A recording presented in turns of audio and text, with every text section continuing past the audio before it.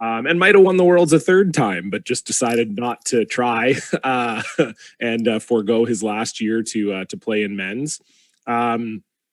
Sorry, and I see Team Epping on the ice. I forgot that they did actually still come to the event. I was talking to quit the event, and now I'm like looking over. I'm like, oh, there's Team Epping's right there.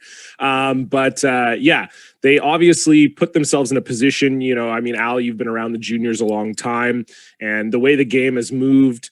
If you're a good junior player, it used to be that if you were a good junior player in your own province, you'd eventually find each other. And now that's expanding to the nation. You know, obviously Tyler picked up Matt Hall from Ontario, who moved here for a year to play on their second World Championship squad. And we get a nice look at Uncle Kennedy's fingertips there as he adjusts the camera. And now they've obviously added Jason Ginter as well. So, you know, with the new rules allowing you to have one player from out of province, it seems a lot of the top junior teams, when they are even in their last years of juniors and then aging into men's, it does feel a little bit like they kind of have a big roster of players to choose from, as opposed to just thinking like, oh, well, we could find another top guy from our province. Well, those free agent rules only apply to at the women's and men's levels. So the Matt Hall did have to meet resident. Yeah, for sure. He moved here. No question. They are establishing residency to make it work. And, you know, that's just a reflection that they got to keep up with the world too, right? The rest of the world does that pretty routinely in terms of putting together super teams in Scotland, Sweden, whatever country you want to name. So it's always a matter of keeping up. Now, do they get to bury this great sweep there? Good. Yeah. Yeah, it seems like, you know, there was a chance there that Mark might have come around the center guard.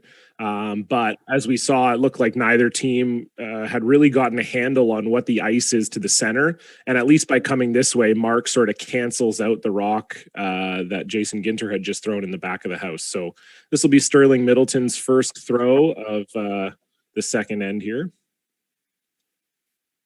Both these teams having come off Cashville wins.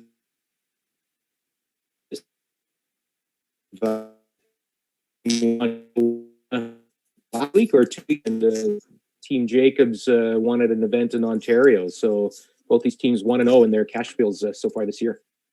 Yeah, it's a good record to have if you can have it. That's for sure. I know that talking with Team Jacobs before the event, their schedules got obviously a little bit messed up this year, as did every other top team. So for them, it's just been a bit of an adjustment, deciding exactly where and when they're going to play. But as you said, a nice record so far. Sterling Middleton kind of made a bit of a half shot there, got his rock into position. Looks like Kennedy's throwing a heater here.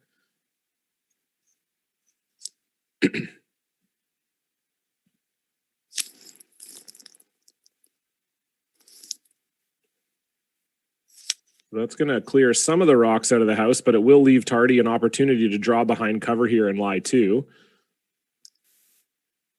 With hammer. With hammer, yep, exactly. And our apologies that we don't have any sound from the ice. The players aren't going to be mic'd up during this event at any point on the Team Jacobs Facebook page here.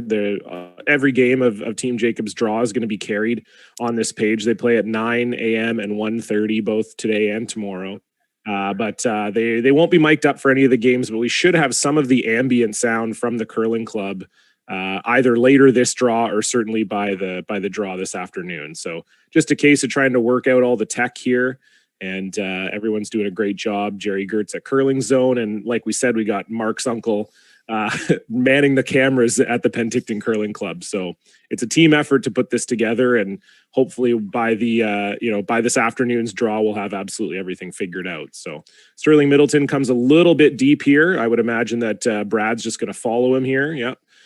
He's calling to come right on it. This is one of those cases too, where you could even come a little bit short as long as you're buried behind that center. Yeah, absolutely. Rock going behind the T line does give a little bit of an escape clause to Team Jacobs. And we should point out, John, that those times you mentioned are Pacific time. So a lot of yes, obviously will be in the Sioux, and Northern Ontario region. So add 3 hours to those times. And noon and 4:30. Yeah, sorry. Yeah, I forget which fan base I'm trying to appeal to here, Al. It is 9:25 a.m. for me. So while you're enjoying this game over lunch, I just woke up. So please forgive me.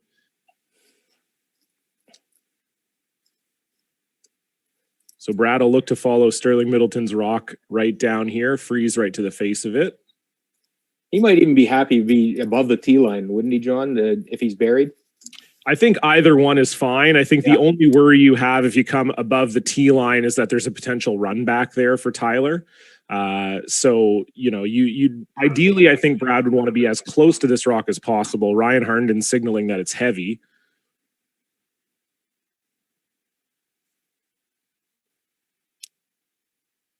Just judging, see if it'll get there.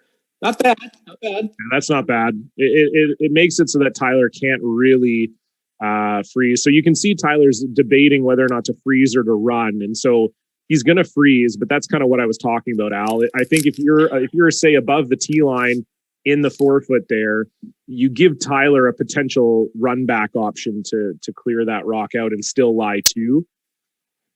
I don't know that he would have taken it, but it is an option there. I mean, I've played Tyler many times over the last few years, and he's certainly no stranger to playing a big weight shot, and he throws the big weight really well. So I'm guessing that's something that Jacobs was hip to. So Tyler's going to try and essentially follow Brad down here. Again, Brad did come a bit heavy, so he is fully behind the tee line. I was just saying, situationally, he might try that run back in the second end as opposed to later in a game too. But I agree with you, John. That run back was very tasty. So I think this is the smarter call here for Tyler. Yeah, absolutely. Great opportunity to see two of the best left-handers in this game as well, with Tyler and Mark Kennedy, both those crafty port-siders, as they like to say. Absolutely. Yeah, no question about it. So now Tyler comes a little bit heavy, and this leaves an opportunity for Brad he could chisel in off the inside of this and lie too. And it's going to be difficult for Tyler to score. We can see Mark's even saying, you know, you could kind of roll even further. I don't know that Brad could get that far inside of it, but certainly, yeah, if they roll a little further, the concern here, why they would even really be talking about it, is you just would never want to leave it in a position where Tyler might have a run back for two. So if Brad were to get just to the inside of this and roll in front of that Tardi counter, there might be a run back where you stick the shooter on the run back, lose all three in the back, and still score two with that biter on the edge. So I think for Brad, any type of sort of far-ish roll under cover is what he's looking for here. And nice advantage for Brad too. He just threw this shot. He has an idea of the line, has an idea of the weight. So I expect him to make this real good. Yeah.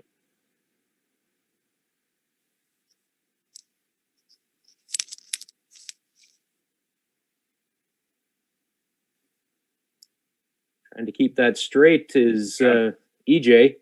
Oh, this is get it by that guard. Looks like what EJ a scrub! Great scrub. Great. So yeah, like that. Yep, just like that. Couldn't have put that in a better spot. There's no triple available for Tyler, and that draw's not easy there. Oh, so great scrub by EJ. It looked to me when it was about halfway down, I thought Jacob might be in some trouble there, but fantastic sweep by EJ to bring that back off the line, get it around that guard, and you pretty much couldn't have walked it down there any better. So Tardi's now got a draw against two to try and save the hammer here and score one. And again, the shot he just threw, so he does have that in his back pocket in knowing what he threw the first time, but a little different set of pressure circumstances here too. And I think every team likes to have these kind of things early in the game, early in the season too, because you're going to face these later in the year as well. Yeah, exactly. They like the weight most of the way down, it looked like.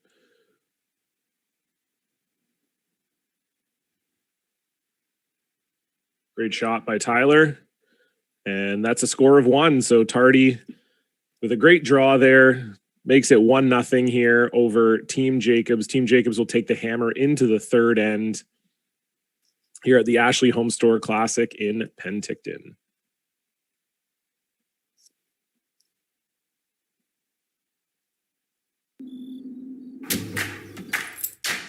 The difference between a clean tractor and a dirty one can be found in the heart of the person who holds the key. Hey, Mountain. Coyote, we dig dirt.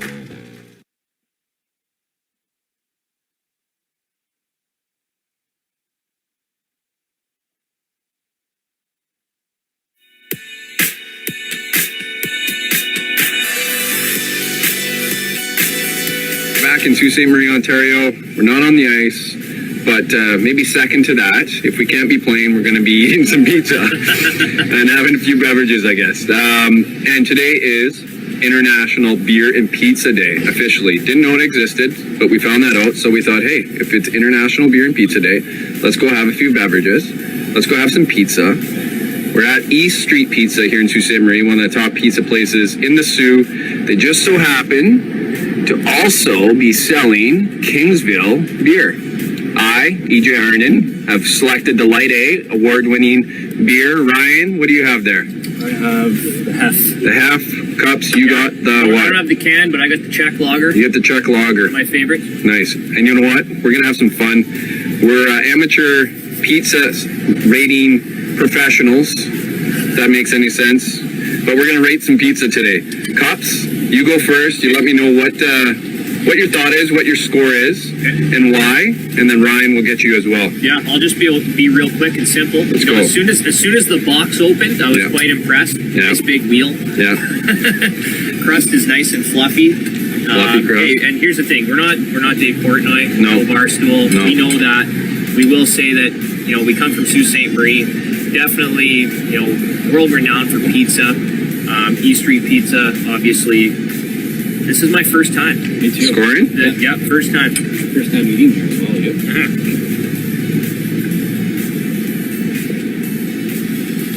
Nice. I like the crust. Cheesy. Perfect amount of grease, I would say.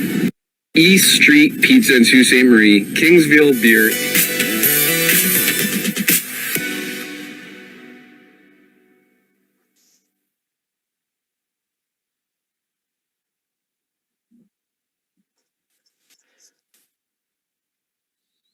And we're back here with the Ashley HomeStore Classic in Penticton, BC. This is the first draw. Team Jacobs against Team Tyler Tardi from Langley, British Columbia. Welcome back to the Team Jacobs Facebook page for this live stream.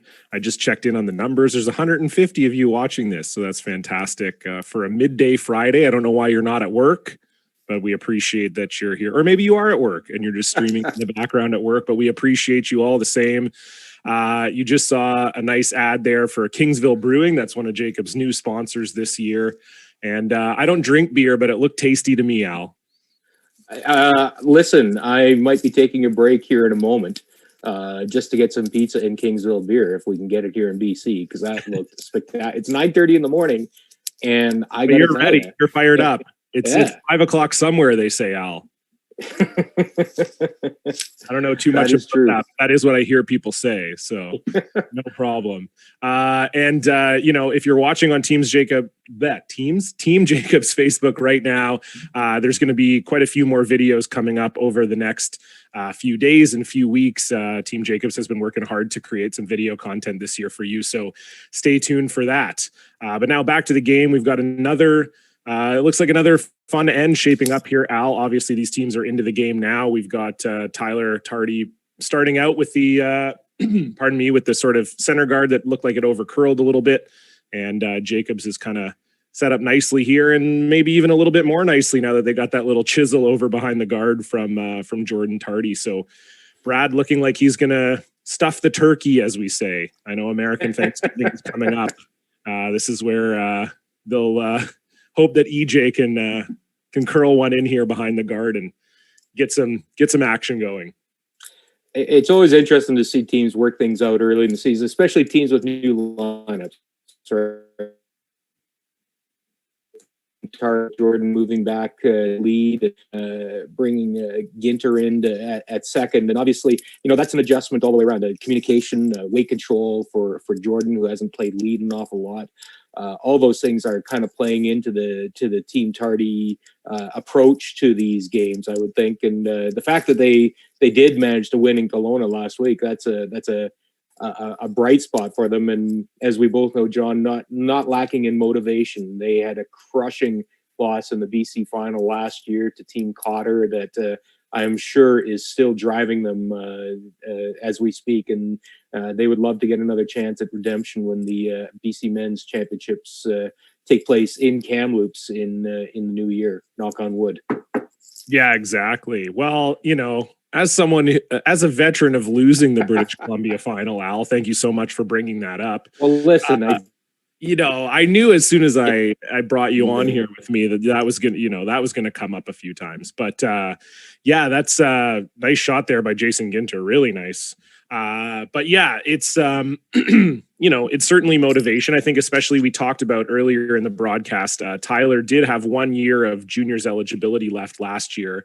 And he decided to forgo that year of eligibility to get into the men's ranks. And, it paid off. They made the BC final, had a really tight game against Team Cotter, which is now Team Laycock this year as Steve takes over skipping duties. But yeah, they had a really tight game against them in the final. At points, it looked like Tardi was going to pull it out. But, Cotter, he's a veteran. He's won a lot of those games, found himself in a lot of those situations. He managed to pull it out. And certainly, yeah, as someone who's lost provincial finals before, it's absolutely a motivation. You kind of, especially playing in BC, it's not Alberta, it's not Ontario, it's not even Saskatchewan. There's only ever, 4 or 5 teams that you feel are really, really competitive with you if you're a top team in BC. And so you feel pretty good about your chances to get back to that spot. And so in some ways, when you play these events like they are here in Penticton and last week in Kelowna, that's kind of all you're thinking about. You're just thinking about getting back to the dance and getting yourself another shot at that. And I know that all too well. I've been on the podium in BC 6 times, so I know I know how that feels. And I'm sure especially young guys adding a new guy to the team, as we've talked about, it's definitely something that's in their minds for sure. And this type of event is such a great thing for a young team like Tardi and for the BC teams in general. To get teams like Team Jacobs coming out to BC to play is exactly the type of thing that makes a team like Tardi better. And you can see here Jacobs is going to be chasing a little bit this end, especially if Sterling can get this one behind the guard, as EJ missed his run back on his last one. So chance here for Tardi to really put some pressure on Mark Kennedy's Stones here coming up.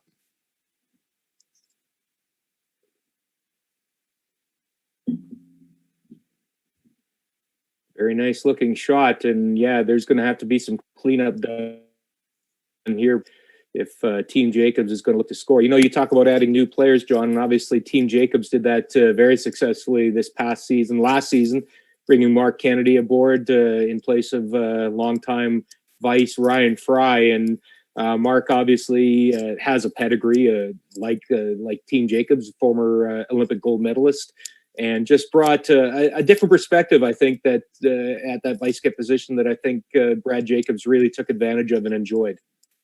Yeah, I mean, no question about it. And Mark just missing the run back as well. And so Jacobs finding themselves in a little bit of a tricky spot. The only thing that's working really well for Team Jacobs right now is that red counter that's in the forefoot. Tardi's only sitting 1 right now. It's going to be a bit of work for Jacobs to score here potentially, but at least for now anyway, they've got that 1 rock in there that's saving this from being a much worse situation. But yeah, to go back to what you were saying, I think there's no question Mark Kennedy, one of the greatest players of all time. I think that, we're not telling tales out of school saying anything like that. And obviously they had a great success with Ryan Fry. I think they were together for 6 or 7 years, had a fantastic run, obviously highlighted by that Olympic gold medal in 2014. But I do think, I said it on Twitter, it was one of those situations where the switch made 2 teams better. I think Fry going to Team Epping was exactly what Team Epping needed at that time. And I think Mark Kennedy coming on to Team Jacobs was exactly what they needed at that time. And we kind of saw that play out last year in the Grand Slams where they faced off in a final, and both teams had a great year last year. So, it's I think anytime a team can add, we're talking about Tyler being excited to add Jason Ginter, who's obviously a great player, but when you can add Mark Kennedy to your team's probably getting better. That's something you can pretty safely say. Yep. some options here, it looks like.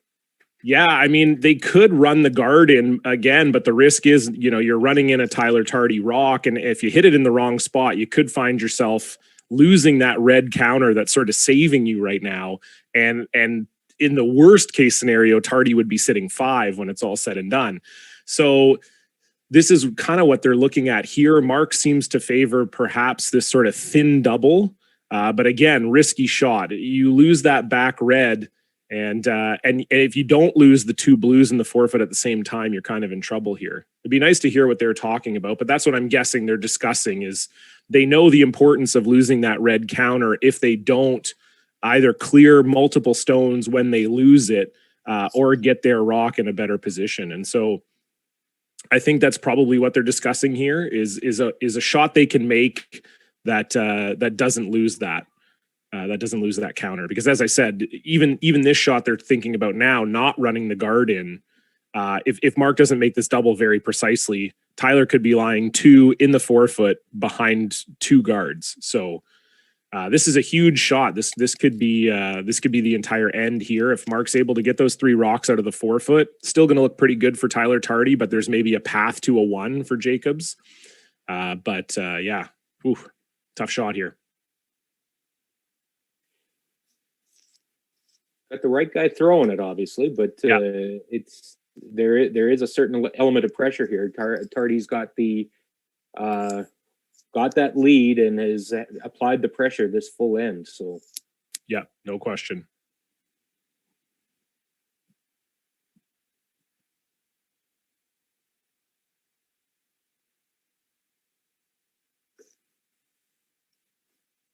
Not a bad result, that's for sure. Wow. As we said, that was kind of the important thing there was if you're going to lose that red counter, you need to get those 2 blues out of the forefoot. And they've pretty much done that. That 1 blue is biting, but it's at the very back of the forefoot. So obviously Tyler Tardi will have a chance here to come around, put one in a pretty good position, but a steal of multiple points looks less likely now than it did before, which was really the key to that shot. If Mark misses that shot, they're in real trouble for giving up a steal of multiples. So at least right now, things are a little bit clearer, but if Tyler can sink one here, a path to a point for Jacobs is not easy.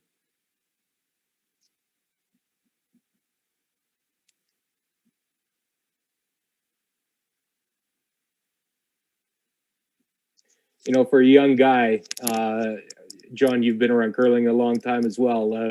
For a young guy, I just don't remember too many guys with just that kind of poise and grace under pressure like Tyler Tardi shows. I mean, yeah, you obviously, not only have I been around curling a long time, I've been around Tyler Tardi specifically for a long time, obviously growing up in BC. And yeah, I mean, he's incredible. I just think he just doesn't care about anything, which is a good trait to have when you're a skip. He's very, and I mean that in a complimentary way. Nothing really seems to bother him, even when he's losing or not making shots. I've never seen him really get angry or get down on himself. And, he's going to be a great player for a long time to come. And so the choice here now for Jacobs is, you could try and play some sort of takeout here, some sort of double or maybe even triple if you came to the rock on your left as you're watching it. Yeah, that's the shot there. So what Brad could make a triple off of this one, just kind of shading that blue to the right and then coming back onto the blue one in the back 4. I believe that's probably what they're looking at. And then the second option there would be obviously if it curls up a little bit, then you'd just get the double and you'd lose the one on the forefoot and you'd be the shot rock in that scenario as well. So there's a couple options here for Jacobs. Obviously Tyler coming a bit short on his and giving an opportunity for an out. So we talked about Tyler Tardi's poise. I've had the pleasure of watching Brad for an awful long time myself, dating well before his Olympic glory. But that 2013-14 season, I don't think I ever saw Skip make a series of big shots in big game after big game like I saw Brad Jacobs. And this is another scenario where he needs a big shot. Yeah, no question. Looks close.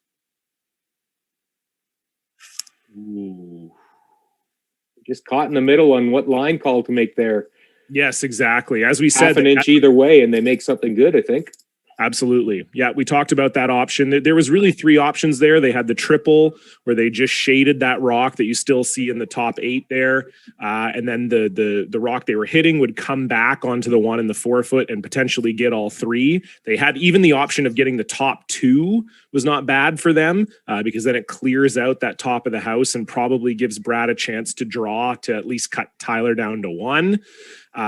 Or they had just the straight double on the back one. And like you said, they kind of got caught in the middle of all of them. That happens sometimes. And now Tardi's sitting 2 and just trying to decide their best option here.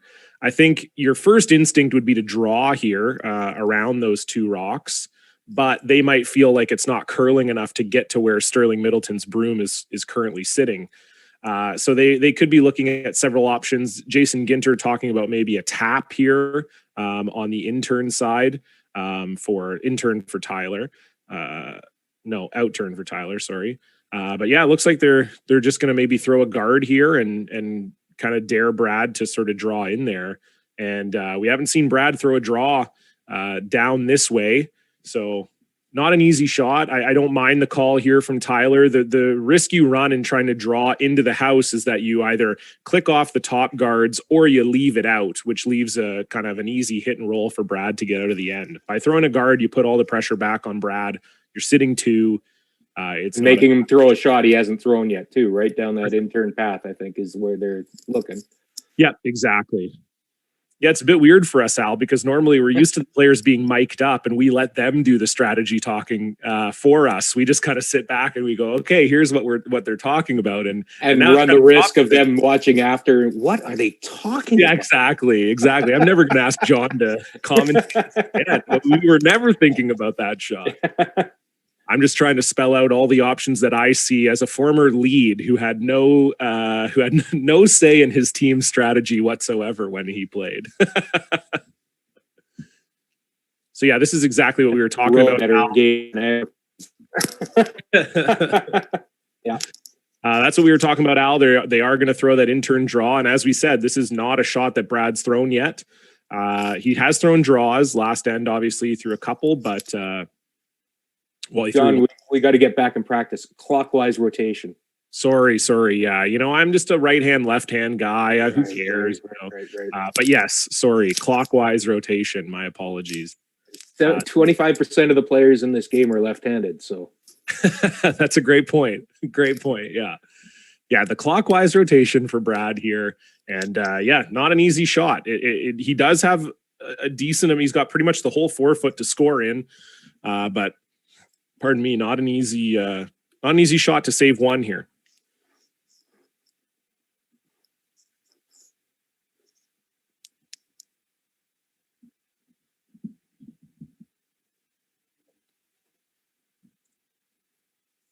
Just a lean, it looks like, but I think they like the weight, John. Yep, for sure. Looks close.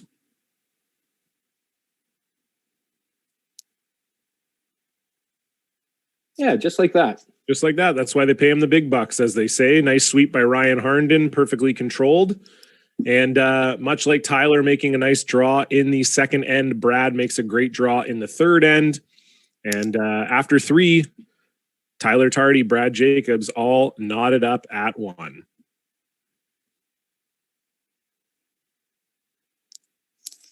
Northern Credit Union, a true partner, sweeping you to financial victory. Visit northerncu.com and swap your bank for something better. Because Northern Credit Union isn't a bank. We're a financial institution.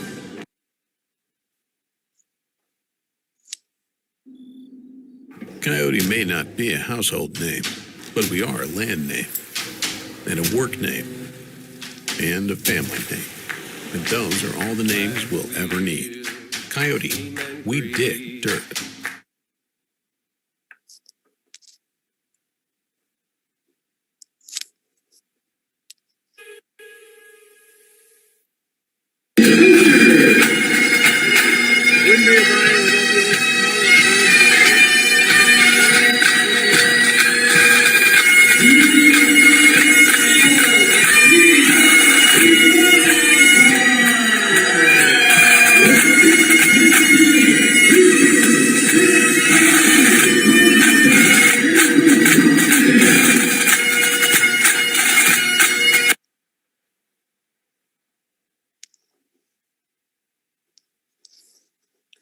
Yeah, I remember that Briar footage. Came from Tim Hortons Briar last year in Kingston, Ontario, and big announcement out of Kingston this past week, John. More than $11 million in economic activity generated by that Tim Hortons Briar in Kingston that produced a great final with Brad Gushu winning and a bronze made it to the playoffs. Team Jacobs. I was just looking back to remember how that run went for Team Jacobs in Northern Ontario. Forgot they played. They had to win 2 tiebreakers, 3-4 games before they ran out of steam. But that was a long day for Team Jacobs. That's got some motivation for them as well. They had some high expectations going into that Tim Hortons Briar, but as we saw, it was an amazing deep field, and they did run into that tiebreaker situation, and it would end up costing them in the end. Yeah, I mean, that's the thing, right? A lot of people talked last year about how the Briar field was perhaps one of the strongest fields ever at a Briar. And so, yeah, truly a tough situation for Jacobs getting themselves into all those tiebreakers. And as someone who's been in those situations before, obviously, and not even at the Briar, just in cash spiels and that sort of thing, play downs, where you run into situations where you're playing every draw, you're playing every game. It's not only an assault on you physically, but mentally. And then you add to that the pressure of being in the Briar, and, even the best teams in the world, it's really tough for them to manage. So, obviously Jacobs had a great run towards the end there, but I think pretty much to a man, the team sort of admitted that they just kind of ran out of steam. So. Well, and you look at the last game that they played, that 3-4 game against Newfoundland Labrador, Brad Gushu, a 4-4 tie after 6 ends or 7 ends, and then 3 single points for Newfoundland Labrador down the stretch, back to back to back, and that was the tail. And yeah, that's just an indication of a tired curling team. And certainly you cannot question the fitness level ever of Team Jacobs. Always one of the fittest teams around, but that's a big ask. 3 10-end games at the Tim Hortons Briar at the end of a long week. No question. And we saw EJ with a little wobbler there, but he makes the shot. So, if you're just that good, it doesn't matter whether you almost fall down out of the hack. Great shot by EJ, and lying half buried behind that center guard to boot. So Ginter, I'm imagining, is just going to be drawing around this. I didn't quite see where Tyler put the broom. They might be hitting it. Either way is fine. So just a word about the Penticton Curling Club and the measures they've been taking with regards to the COVID pandemic. You see the dots in the ice where the players are expected to stand, the masks being worn. And I know the Penticton Curling Club has taken some extraordinary measures in terms of keeping this place clean and sanitary. So a big shout out to the organizers of this event to make this happen and give the fans of Team Jacobs and fans of curling the chance to watch curling at this time of year.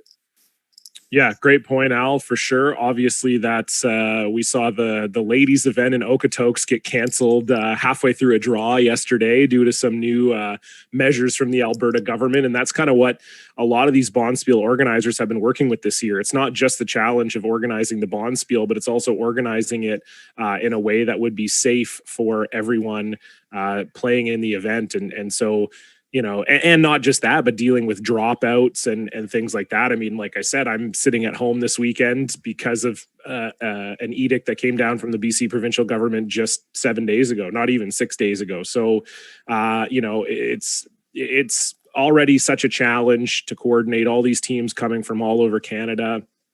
And in this spiel, all over the world, really, Nicholas Adin has played in this event in the past. Thomas Ulsrud, some of the Asian, the Japanese, and the Chinese teams have been in this event as well. So, it's already such a challenge to coordinate.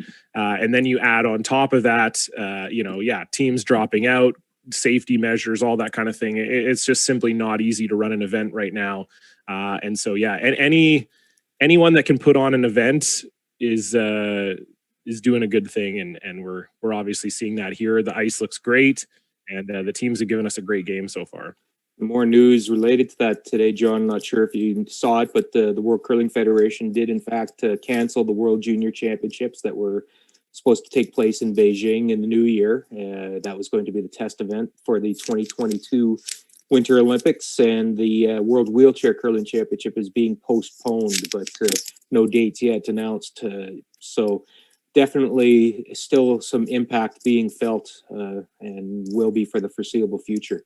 Yeah, no question. I mean, I think we're still, in the midst of trying to figure out how the Brier and Scotties are going to run. And the World Men's and Women's as well. It's nothing set in stone, that's for sure. And so it's just, that's the thing with these teams too. And obviously we're broadcasting this game on Team Jacob's Facebook page, and I know for a top team like them that's used to playing almost every weekend in the winter, it's a huge adjustment for them and for a lot of the top teams. And this year is just going to be really about which teams are able to be the most malleable and most flexible with both their training and their mental training, and just trying to get games in when they can, and hopefully seeing that pay off later in the year with whatever championships get played or don't get played. So well, and I think this is an appropriate time. You got to give a real big shout out to the team sponsors for Team Jacobs. In fact, for every team that's out here, but this is obviously on the Team Jacobs Facebook page. That group of sponsors they've got is second to none, and really a big shout out to all of them for standing behind their team this year when with so much uncertainty. So a big thank you to all of the Team Jacobs sponsors. For sure, yeah. I believe their featured sponsors are Coyote, Northern Credit Union, and we saw Kingsville Brewing there as well. I know they also work with Nobis, and they have a few other sponsors. So definitely a shout out to them. I know watching the Coyote commercials, even though I've never been around or on a farm, every time I see a commercial for tractors, I just want to be on one. Wow. It just looks really fun. I'm still fixated on the beer. I'm still fixated on the beer and pizza commercial. That's fair. It's getting close to 10 o'clock here. So yeah, I understand. That's getting pretty. It's a Friday too. So I fully understand. If there's ever a Friday the 13th, 2020, if there's ever a time you want to have a 10 o'clock Kingsville. Yeah, that's a great call. That's an absolutely great call. So Tyler Tardi looking pretty good here for two.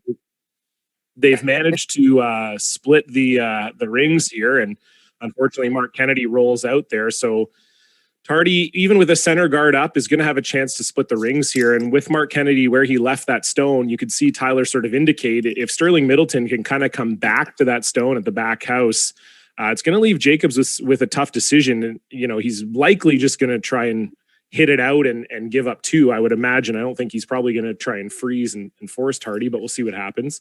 But yeah, good opportunity here for Tyler Tardi. If Sterling Middleton can kind of get anywhere on the right side of the house as you're looking at it, watching this stream, that's gonna bode pretty well for a deuce here for the young Tardi here in the fourth end.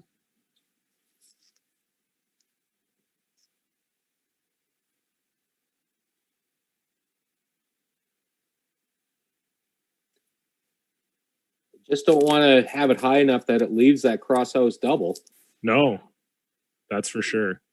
And it looks like they have done that.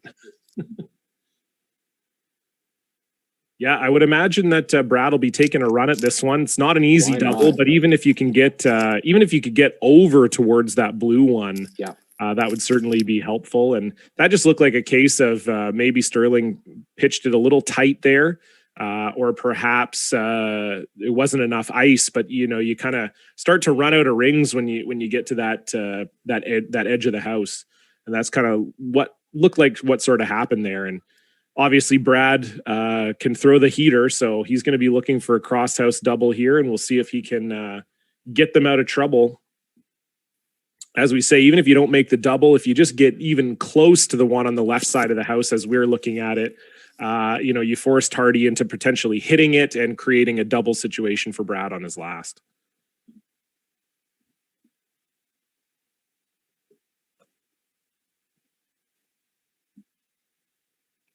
This is a shot that Brad definitely has in his arsenal.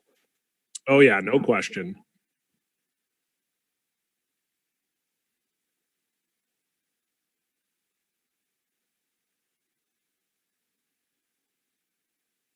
EJ's on it here. Looks close.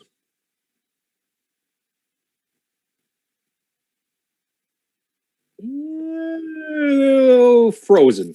Yeah, that works pretty good. Yeah, that works pretty good. And that's kind of the plan B that we were talking about. But even if you don't make the double, you can get over close to that other Tardi stone and make it tough for Tyler. And looks like he's just going to hit it. There's really no way for Tyler to save that back blue. So this looks like another escape for Team Jacobs here, potentially. Plan B plus, I would call it. Exactly.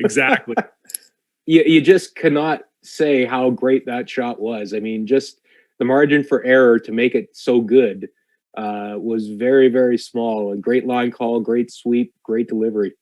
Yeah, absolutely. And that's one of the benefits too that comes with being able to throw the heavy weight, right? Is that you give yourself those options where even if you hit the rock maybe a little thicker than you're anticipating, you still get a good shot out of it because you're able to throw such big weight.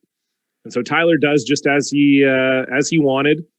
He's going to lie there, and Brad actually has a chance here if he makes a good enough roll to force Tyler to one. So just 2 shots ago, it was looking like pretty much a guaranteed 2 for Tyler, and then just a kind of a not even a half miss, you'd say, like a quarter miss by Sterling Middleton sets up a crosshouse hit and roll for Brad. And now we're looking at a situation where Jacobs could potentially force Tyler Tardi to one if he makes a nice roll here.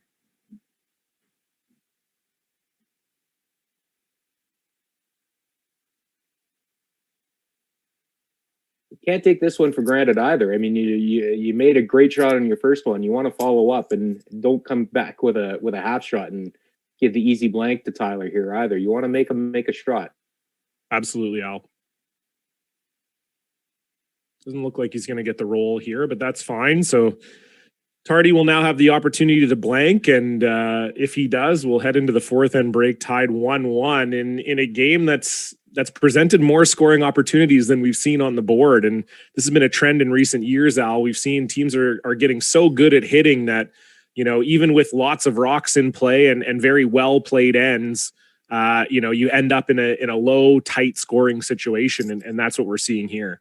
Yeah, that's you mentioned a sore point for me. When people are just looking at scoreboards and they're seeing blanks and they're saying, change the rules. They don't realize, the 15 shots that led up to the blank were fabulous. Exactly. And that's been the story here so far. A couple big hits, some big saves by Mark Kennedy in the third end and by Brad Jacobs himself in the fourth end. We end up with a blank, and we're going to head into the fourth end break with the score 1-1. Are they taking a break? Doesn't even look like they are, but we will. EJ and Mark are looking up at the camera like, are we taking it? Yes, we are. Yeah, exactly. Good morning, everyone.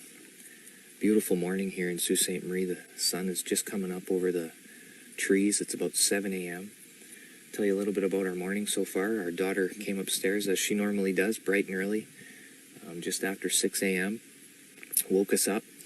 And I looked out at the lake, and there's not too many opportunities where you wake up and it's this calm out here and this beautiful. So decided to hop in the kayak for a little kayak ride after having a couple glasses of water, as I usually do, and grabbed a coffee and just out on the lake getting some exercise in here. A few of the things that we've been doing as a family lately, doing lots of bike rides up and down the road, keeping our social distance from anyone else who's doing the same, jogging, running. A lot of people are starting to get out a little bit more, and I'm rightfully so. This weather's just so gorgeous. It's a little chilly, a little crisp this morning, but nonetheless, it's beautiful. So I hope everybody's staying healthy, staying safe. Remember to get some exercise in, get some aerobic exercise, maybe some anaerobic exercise. I'll probably put this video down and do a little bit of sprinting out here on the kayak just to get that heart rate up and get the day going right. So hope you guys are doing well and enjoying some of these videos from our team. Take care.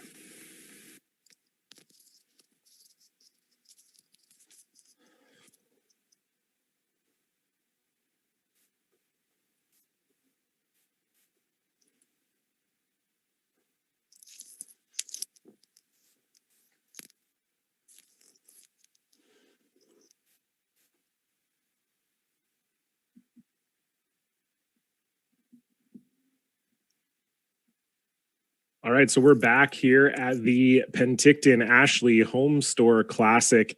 Team Jacobs versus Team Tyler Tardi in draw number 1. And it's been a tight game so far, Al. It's 1-1. Tyler Tardi has control of the hammer. And we saw a nice little video there during the break of the man himself, the skipper.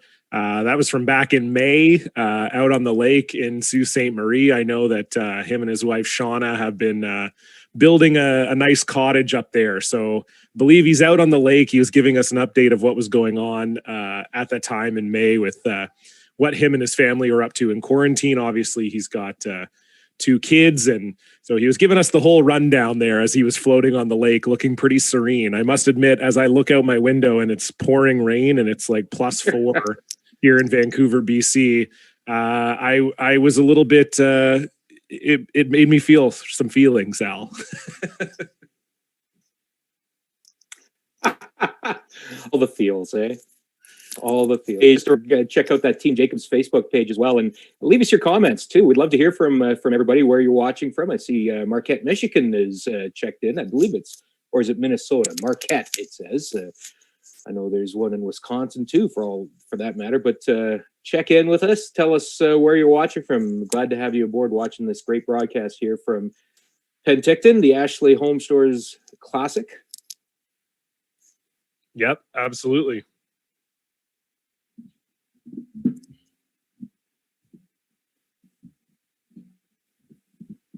So we've got another busy end happening here as EJ Harnden comes up to throw, second for Team Jacobs.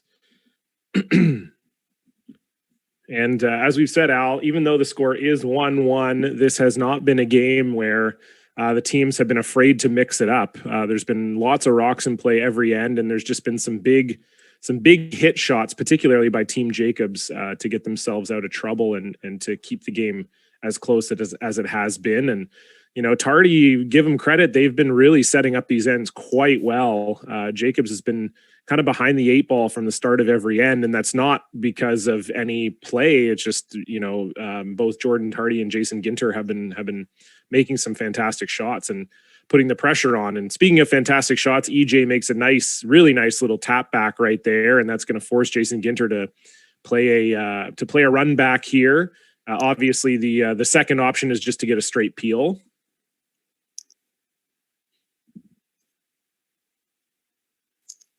Oh, it looks like they were just calling the peel. My apologies. So hey, just while we have a second, John, why don't we run down the other scores here from? Yeah, please go ahead. I don't even have the other scores up. Just a reminder, you go to curlingzone.com to get those scores. Curlingzone.com. Our friend Jerry Gertz keeping these scores up to date. All these games after 4 ends that I'm reading out here. Victoria's Neil Dangerfield up 5-2 on Brad Wood, hometown boy out of Penticton. And Brad Wood, I think, is he not with New Floors? John, I believe he is with that company, New Floors, and I believe they were named Sponsor of the Year by Curl BC last year. Just a great supporter of curling is Brad, but he needs some support on the ice. He's down 5-2 after 4 ends. You know, I did that. Sorry, Brad. That was really nice. That was very good. Very good. Your team, I believe, that you were supposed to be playing with, Paul. How do you say his last name, John? Oh, this is, you know, people are because we're gonna be commentating them tomorrow against Brad Jacobs. It's Paul Cheka against yeah, Cameron DeYoung.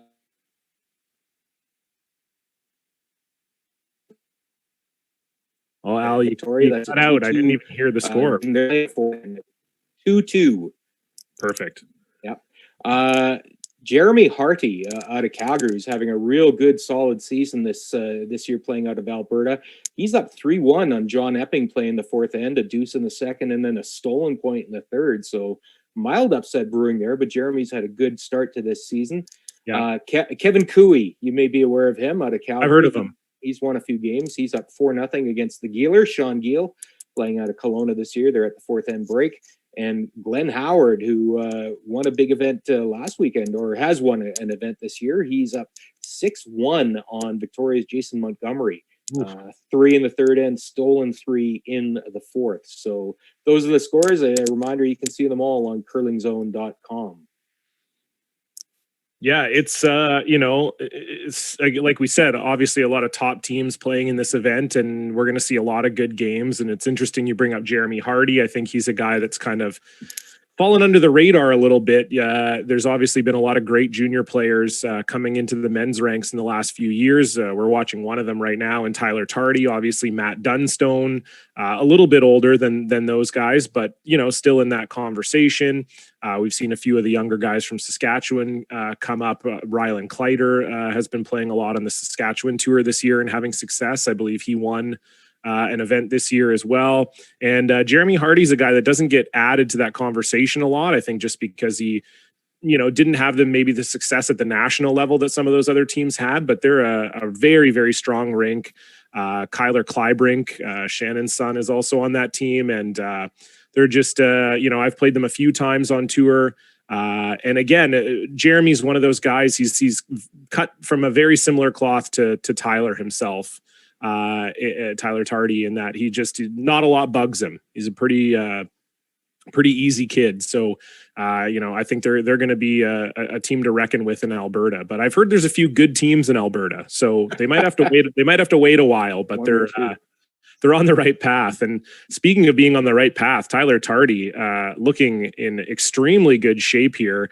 Mark Kennedy just missing the guard with his first one, which allowed Tyler to get to, Sterling Middleton to get to the Jacobs counter in the house. And now Tardi sitting 4, I believe. I'm colorblind, so without having the above the house view, they're sitting 3 at least. I don't know if the one in the back house is Jacobs or Tardi's rock, but yeah, this is I would say 3.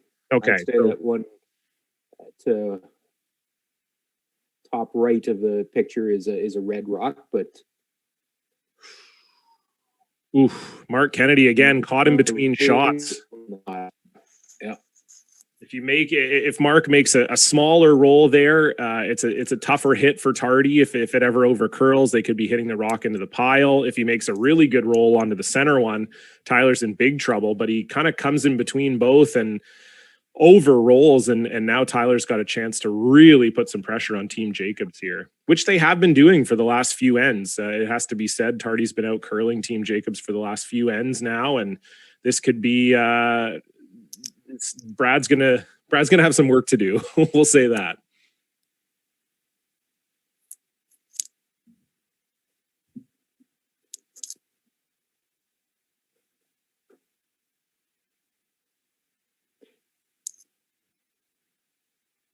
Not touching this right now, but Nope. they would like this to bend quite a bit. Yeah, it comes around the guard by quite a bit. Tyler wouldn't have wanted to get fully buried behind the guard here. That's in a pretty good spot. They actually might have wanted it to curl just a little bit less. If they kind of ended up edge on edge with that guard, then Brad doesn't have this shot to be able to kind of come back and sit in the pocket. So it looked like they were sweeping it to curl. And I think their best move was actually to let it sit a little bit or try and keep it a bit straighter. Because as I say, if they go edge on edge with that guard, it makes this shot that Brad's playing extremely difficult. And it's not going to leave any double opportunity. So it over curls slightly, and that's going to give Brad a chance to come down here, just tap this one back and sort of sit in front of a big wall of rocks and hope that Tyler isn't able to get it out of the house.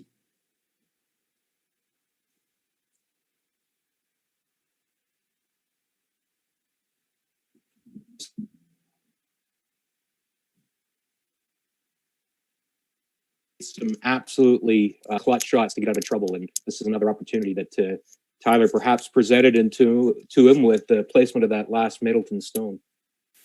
Yep, absolutely. Ryan Harnden on it right away.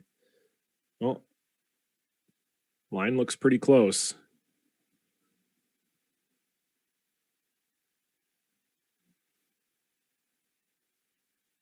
And that's a great shot by Brad. Nice. Yeah. I don't know that they even knew that they could roll it that well. And then once they got closer to the house, you could see them kind of massage it a bit, switching back and forth between Ryan and really ending up with almost the perfect roll. Tyler's maybe got a chance on his counterclockwise turn. Attaboy. To get to it, but not an easy shot. Anytime you're going outside of the slide path like this, you never quite know what the ice is going to be doing. They have come out here before to play a guard the last time we came down this way in N3, so they have a decent idea of what the ice is doing, but it's always tricky and tougher to read when you're playing this far out on the sheet. So we'll see what Tyler can do here. I'm guessing the ideal shot here is you play kind of a back 8, back 12 weight and just move the stone that Brad just threw just a little bit, and hopefully you lie 2 if you're Tyler. But not a terrible option if you come a little bit short and sort of corner freeze it. It would leave Jacob shot, but it would leave Brad with a decision because then Tyler would potentially be able to remove the Jacob stone on his last. But they're going to have a discussion here. Obviously, it seemed like Jason and Jordan saw something that they wanted Tyler to take a look at. So he's down there looking at it. I don't know what he's looking at because we can't see it, but he's looking at something. We should note that this is the second time these teams have played each other, John. Once before was at the Humpies Champions Cup at Winsport in Calgary, 2018. And that, of course, Tyler's team was invited to that as the World Junior Champions that year. And, well, it was short and sweet. Team Jacobs pitched the shutout that day, 9-0. So I'm not sure what kind of scouting report that Tyler and his team got from that, other than they're really, really good. Well, Tyler was a little younger then too. Maybe we'll give him a bit of the benefit of the doubt. He's got 2 more years of experience under his belt, Al. So and a World Junior title in 2019 as well. Exactly. So, yeah. Exactly. That's what I would always say. Even when I was older, you just, oh well, I've been playing 2 more years, so I'm probably a bit better now. So Tyler has changed the shot. We don't know exactly what it is. Wait. I think is he playing the Rays on the rock that that must be it. Yeah. Because they saw it move. They definitely saw it moved when Brad threw it. So yeah, trying to get a little movement. Yeah. Not bad. Yeah, it's sitting 2, I think. Yeah, I think so. Tough to tell from this angle, but it does look like that. As we said, the shot that Tyler was originally looking at, anytime you're coming out that far, it's especially with a draw shot, it's difficult to predict what it's going to do. And I think Tyler, Jason and Jordan were the ones who kind of talked him out of it or sort of presented the other option. But it seemed like, with that option, if you ever miss, Jacobs is lying 1, has a chance to lie 2 relatively easily.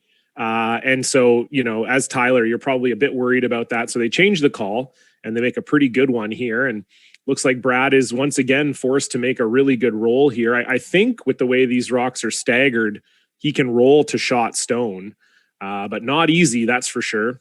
No, it's we talk about margin for error. To make this shot, the margin for error is very, very small. Yeah, in order to prevent Tyler from not getting 2, there's no question this is going to be it's going to be tough. But Brad's made a couple great shots already to get his team out of trouble. We'll see if he can do it again here in the 5th end, facing a couple counters from Tyler Tardi without hammer.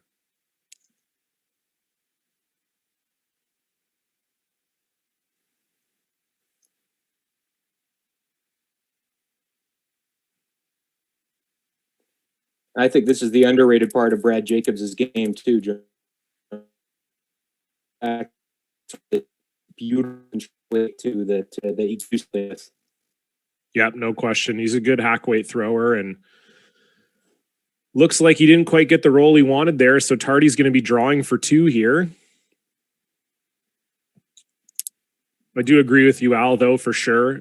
Brad, a great touch player, especially on those touch hits, as you say. He's a great draw player as well, but perhaps one of the best skips in the world at that kind of softer weight, sort of hack to control type shot. But this has been coming for the last few ends, as we said. Tyler Tardi's been in control of the last few ends. Sort of almost forced Brad into a steal almost got a steal in the fourth, and almost got two in the fourth, almost stole in the third. Tardi's had a lot of pressure on him. I don't know what he's looking at here. Is it just a hit for three? I can't tell whether that's something. I don't think it is. I mean, I think red is third shot there. So do they just think the hit's easier than the draw? I don't know. It's the second shot in a row that Tyler's changed his call in the hack. But yeah, it looks like, I believe it's just a hit and stick for two. I guess we'll see.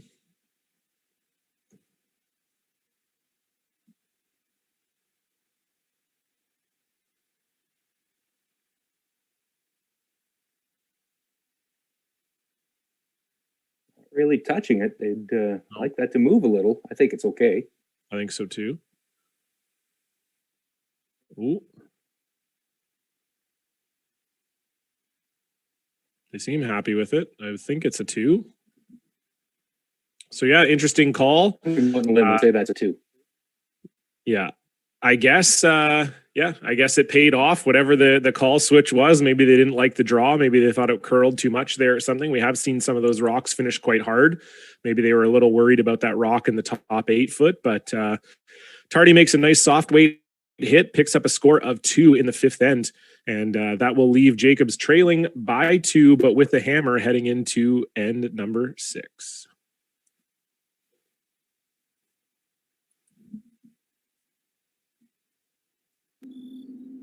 Coyote may not be a household name, but we are a land name, and a work name, and a family name. And those are all the names we'll ever need. Coyote, we dig dirt.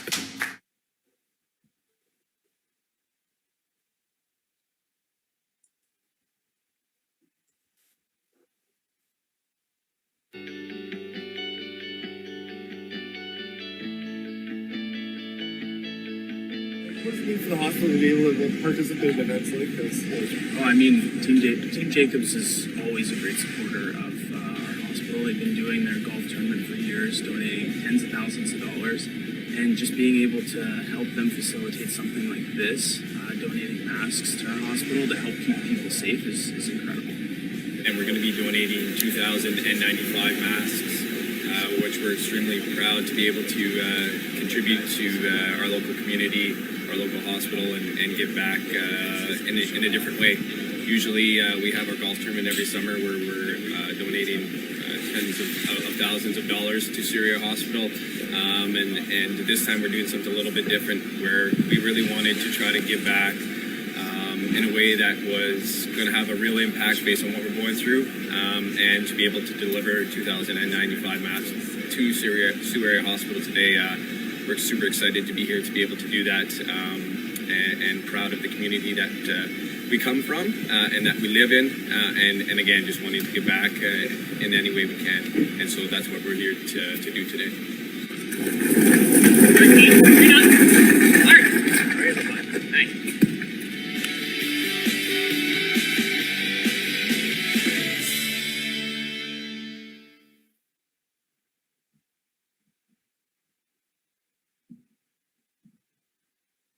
Hello, everyone. Welcome back to the Ashley HomeStore Curling Classic in Penticton, presented by New Floors.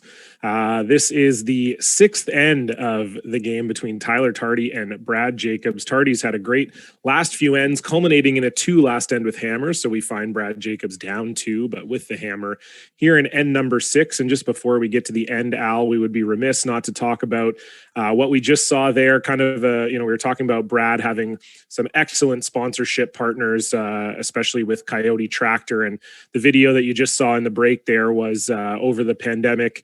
Team Jacobs teamed up with Coyote to donate masks to the Sault Ste. Marie Hospital.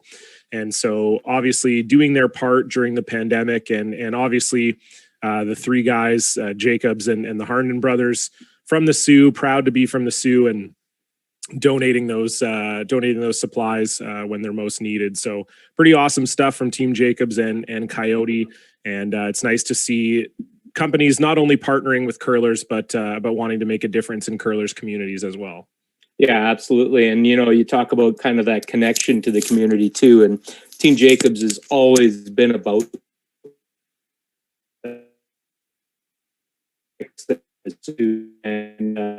it's not many high profiles like that where that are a smaller town in this day and age. Let's face facts, and it's really quite wonderful to see how it's such a great two-way relationship. The Sioux loves Team Jacobs loves the Sioux, and even that whole Northern Ontario curling community just gets behind Team Jacobs so emphatically, so vigorously whenever they're competing on the national stage. So it's a great relationship. It's a beneficial relationship, and I know Team Jacobs has that extra motivation every time they step onto the ice because of it.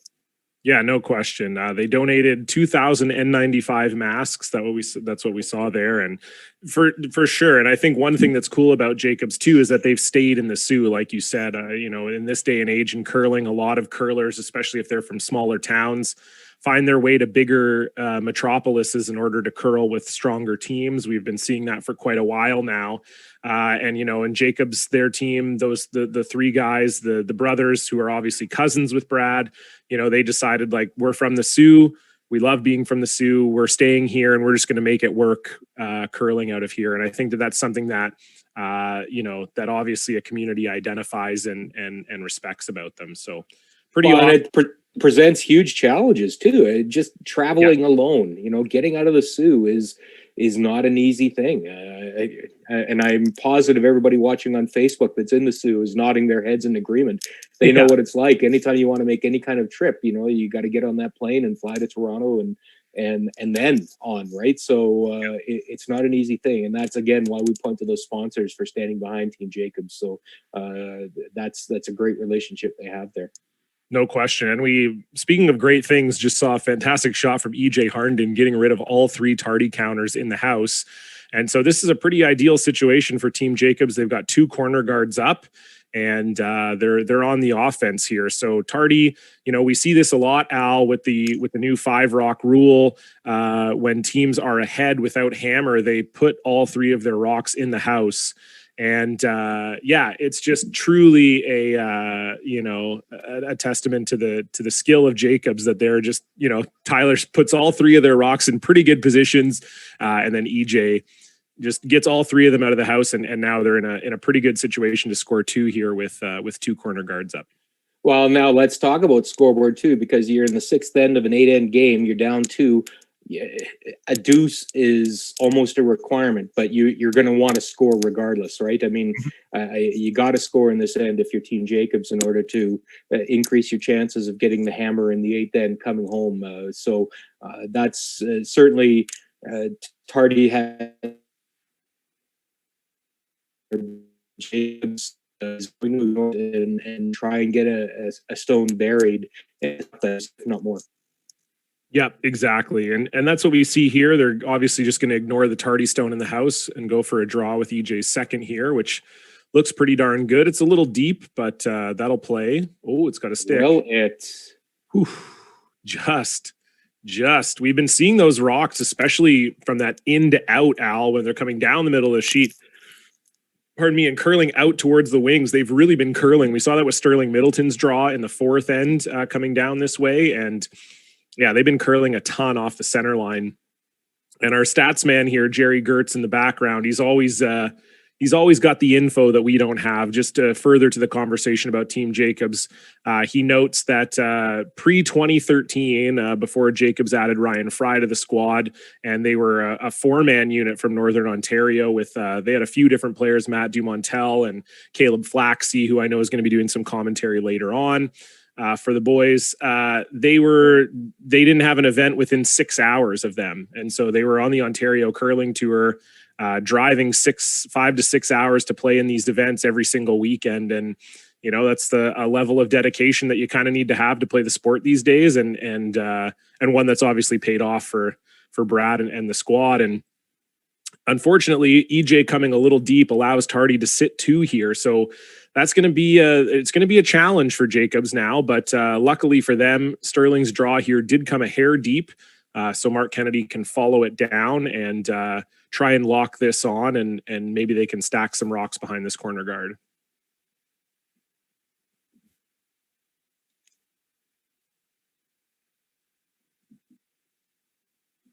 Yeah, this is an important if they're gonna get the Team Jacobs, they got to make it real good here, and they got the right guy throwing it. Yeah, no question. EJ's hitting it pretty hard. Looks like it might be a hair light.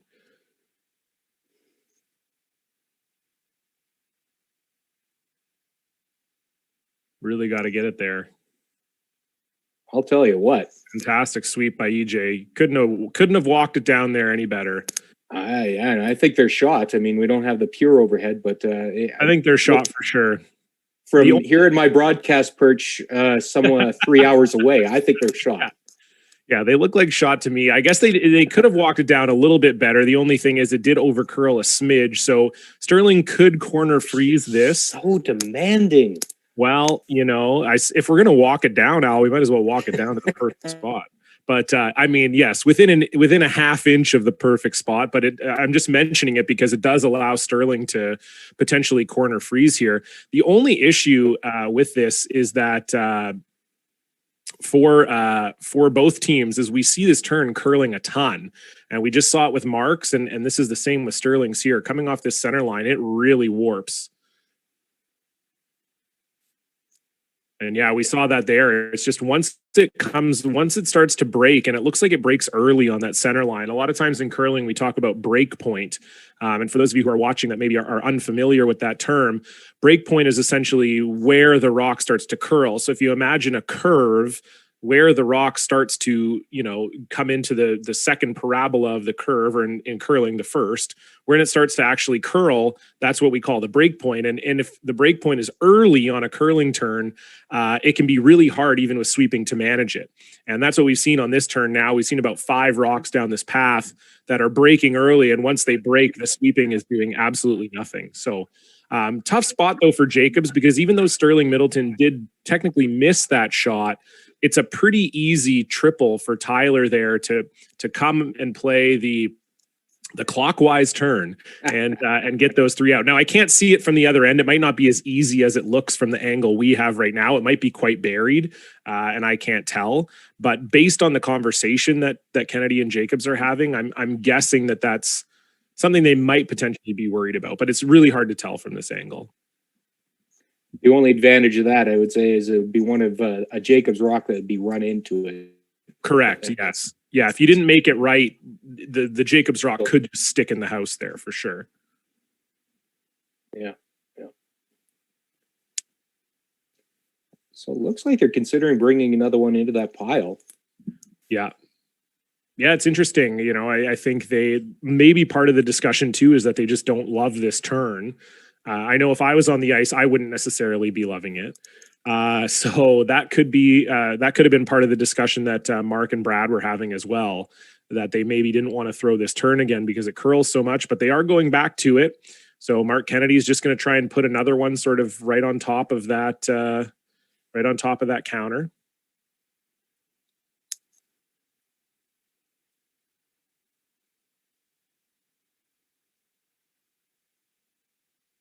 EJ trying to keep it out there as long as possible.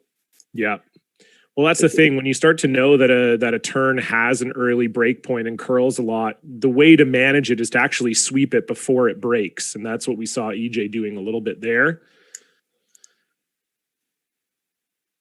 And that, I think, is pretty good by Mark. I don't know that Tyler looks like it. Double here, yeah. I mean, they put the broom down pretty quick, so that's always a way that you can tell whether it's there or not. Tyler is basically sprinting to the other end of the ice, so that's usually a way that you can tell.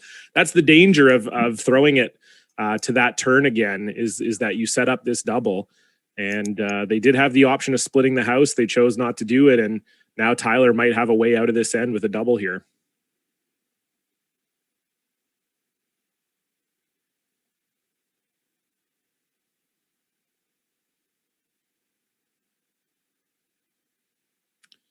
Yeah, And called and made. that went pretty easy.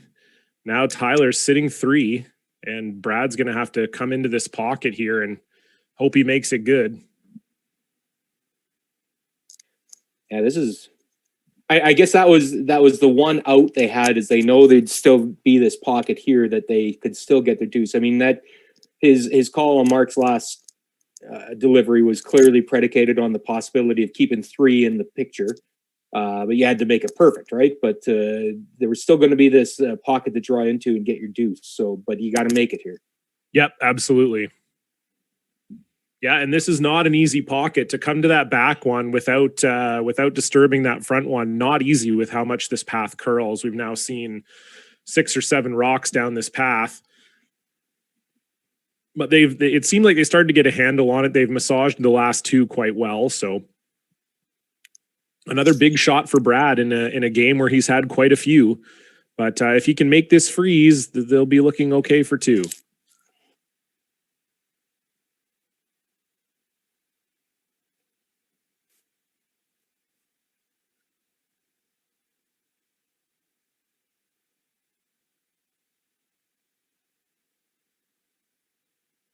He's giving it some work here.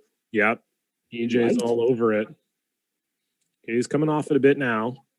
So again, that's EJ probably hitting it to try and negate that super heavy. Oh, wow.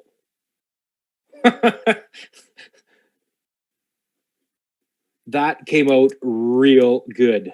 My goodness, what a shot.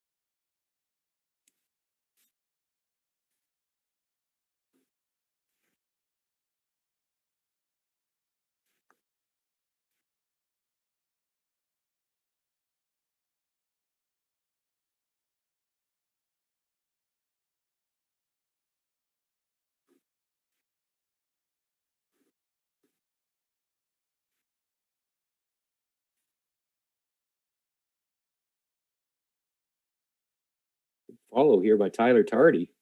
Oh, real nice.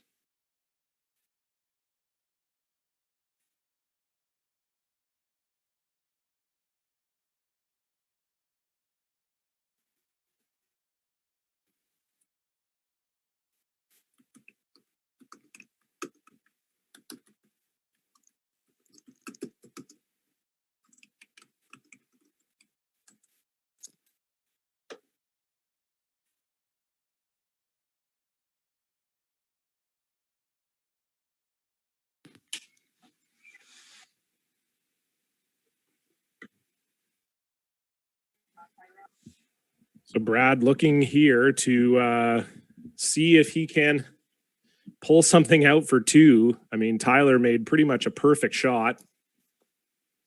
Is the straight back raise? No, he's just going to take his 1 and take his lumps here, I think, eh? Yeah, I mean, we talk about walking a rock down the sheet. That's about as good as you could have done from Tyler there. That curled in perfectly. And as you said earlier, really, Al, with it being the 6th end, the priority here is just to score. So Brad is going to try and do that here. I don't know if, there's really not really another option for Brad as far as even moving the Tardi stone a little bit to try and score 2. There's just no chisel option there at all. And I think Brad he might have played the straight back raise. Eh? 8th end, he might have played the raise. Yeah. Precisely. That's what I was going to say, is that if this was a game-winning shot and you needed 2, there are options to potentially get 2. But the problem with the options for 2 is that you could be giving up points to your opponent. So I think that's the worry here. So they'll try and get this down here and score 1. And hopefully finish strong in the last two ends here.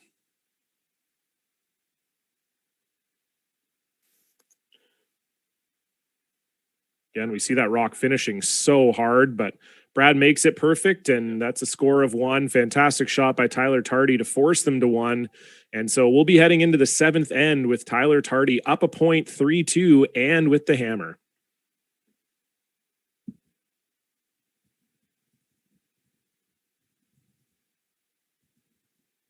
Northern Credit Union, a true partner, sweeping you to financial victory. Visit northerncu.com and swap your bank for something better. Because Northern Credit Union isn't a bank. We're a financial institution. Good morning, everyone. Beautiful. Okay, week 4, day 1. Today is a full body weight workout. I enlisted the help of my daughter Aubrey. So let's put her to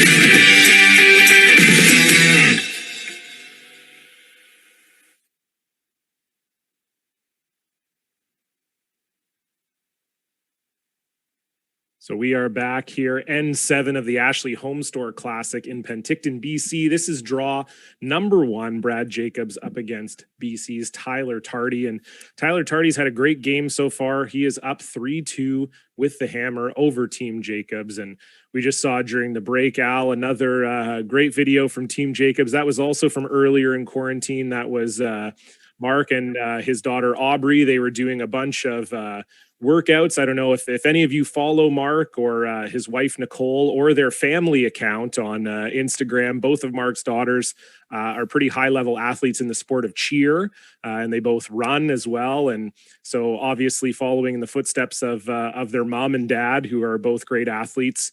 And Mark and his daughter putting together some awesome workout videos earlier in COVID. And I think, Al, that also gives us a nice little, sort of dichotomy between skip and third. We get a video of Brad drinking beer and eating pizza and then sitting in an inner tube on a lake. And we get a video of Mark working out hard in his backyard. Isn't that always the way? Yeah, isn't that always it's nice to be a skip? I don't know. I don't know much about that, but it seems like it would be a nice way to go. Well, John, you've been busy during COVID as well. We both know that, and I'm just gonna throw a shout out to you. I know you just released your second comedy album last month, the Long Stories for No Reason. I'm sure you're pretty excited about that as well. Your second comedy album. Yeah, I mean, thank you for teeing me up for that. That's why I come to the Team Jacobs Facebook page, is to promote my own work. So I do appreciate that. But yeah, thank you. I am a stand-up comedian for those of you who don't know me. And yeah, I did release an album last month, and it did great.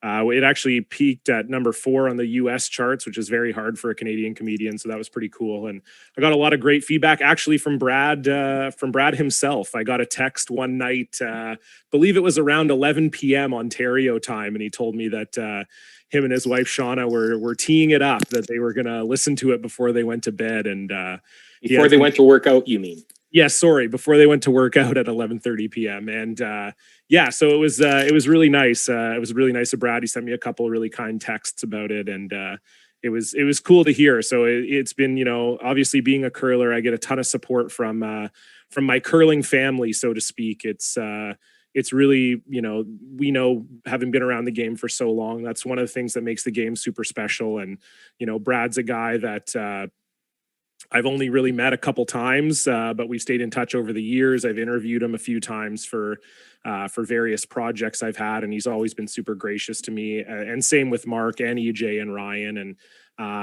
just, it's such a great community, and I felt a lot of support from curlers over the years, but particularly when my album came out last month, and it's something I really appreciate. So, well, game on here. Just a terrific shot a moment ago from EJ Harnden to get frozen there. And Team Jacobs, John, obviously they would love ideal outcome would get a steal perhaps or force. Where would you stand on that? Well, again, Al, we saw last year with the advent of the 5 rock rule, and as analytics grow in our sport, we have seen teams purposely punt the hammer one more end. So we could see a scenario where if Jacobs was counting 1 when Tyler goes to throw his last one, that he might allow Jacobs to steal in this end to possess the hammer going into the 10th, tied 3-3. Teams have been treating that situation differently. Some teams are very for that situation, allowing that steal in 7 to keep the hammer. Other teams haven't been. So for me, I'm always of the mind that the more you can be in the lead, the better off you are. So for me, I would never mind taking 1 here if I'm Tyler, being up 4-2, saying to Jacobs, like, hey, go ahead, try and score 2 on us. They obviously have forced Jacobs all game whenever Jacobs has had the hammer. So I think with the way I'm playing, if I'm Tyler, I don't mind taking only 1 point here and, saying, hey, listen, try and get 2. And then even if Jacobs does get 2, we've got the hammer in the extra. So we'll see what happens here. I know that being a younger team, analytics is something that Tyler's obviously familiar with and they do pay attention to. So we'll see what they do if that situation arises. But obviously, if you're Tyler, the ideal situation is you score 2. We're from their perspective, that's a gimme, isn't it? 2 or more would be terrific. But Team Jacobs clearly in chase mode, right? But they've set up nicely in this end, I will say. Yep.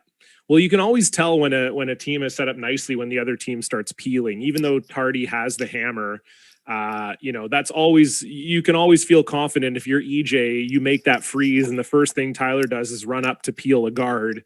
That you've done a good thing. And so, even though Tyler is counting 2 right now, it is an advantageous situation for Team Jacobs just because of where EJ placed that stone.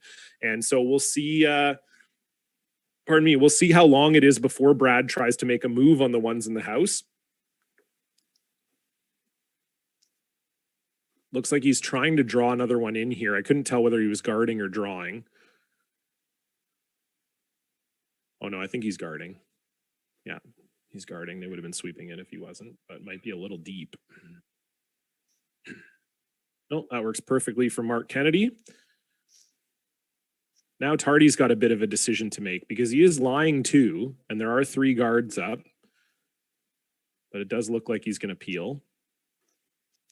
The rocks are close enough together that you can make a double peel. You'd obviously be worried if you leave a Team Jacobs rock in a good position behind a guard with this, but that's fairly unlikely. Sterling Middleton can throw the heat just the same as anyone else can in men's. So just a reminder, Team Jacobs will be back in action this afternoon, 4:30 p.m. Eastern time against some guy named Glenn Howard. They're pretty good too. I've heard of them before. Yeah, so Sterling makes a nice double peel there. Looked like he gave a little fist pump too there, Al. I don't know if that's the shot I'd be fist pumping, but hey, you know what? Whatever gets the job done. I know Sterling, he's probably been up for a while. If anyone knows Sterling quite well, his hair care routine is stuff of legend. So I know that for a 9 a.m. draw, he's been up for a bit. He's been getting the hair prepared. He knew he was going to be on Team Jacobs' Facebook stream, and he had to keep it tight. So, and the thing about it is, we both know Team Jacobs does not like fist pumps. They're not a fan of the fist pumps. Yeah, they hate it. They hate when other teams do it. They hate doing it themselves. Oh, I'm all for it. I think the more fist pumps, the better. Let it ride, Al. I've said for a long time. Said it for a long time. We need more of that in the game. Exactly. So it looks like Team Jacobs is getting kind of forced to come into the house here. The problem is if you throw another guard, Tyler could pivot, right? Again, we've said he's laying 2 right now. So if Team Jacobs were to throw another guard here, Tyler could just pivot, put either another rock in the house or guard it himself, and then Jacobs is in real trouble to potentially give up 2. So they're going to come and try and play a soft weight hit or tap back on this exposed Tardi rock in the house and hopefully get something into an advantageous position here.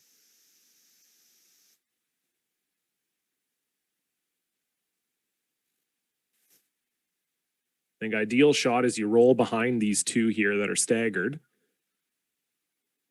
Trying to get it across the face. Oof, what a shot. That's pretty nice. And you can see that's the high level of this team, of both of these teams here. But, if you're watching at home and you're, even this is being played on curling club ice, you're used to maybe seeing teams play on Briar ice and Grand Slam ice and thinking like, wow, but that was really, you could see that they got very, very close to those staggered rocks, and EJ wasn't really sweeping that hard. Like, it's just the rock management at this level is really what separates these teams, from maybe the best men's team in your club or whatever. That, just so confident in what the rock's going to do and what they have to do to kind of massage it down the ice. And Tardi's left with a decision here. I think Tyler's original thought was to slash the piece of their own rock that they can see into the one that Mark just threw.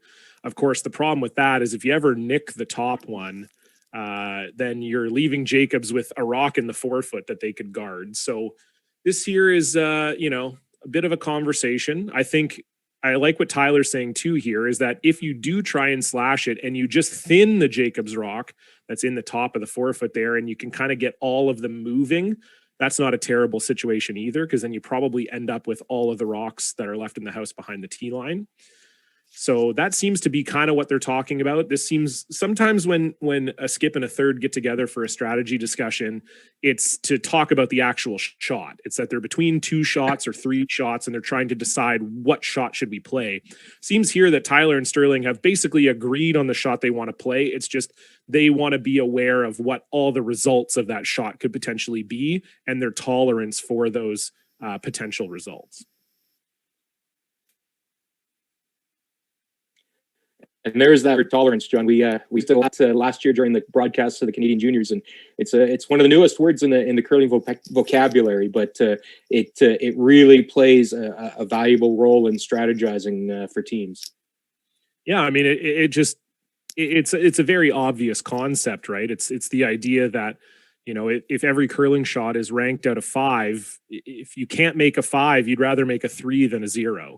And so that's kind of what the teams are talking about here. And so that seemed to be the conversation between Tyler and Sterling, was just what are the other options if I don't make this slash perfect? If I hit that top Jacob stone, where will things end up? And are we okay with those results?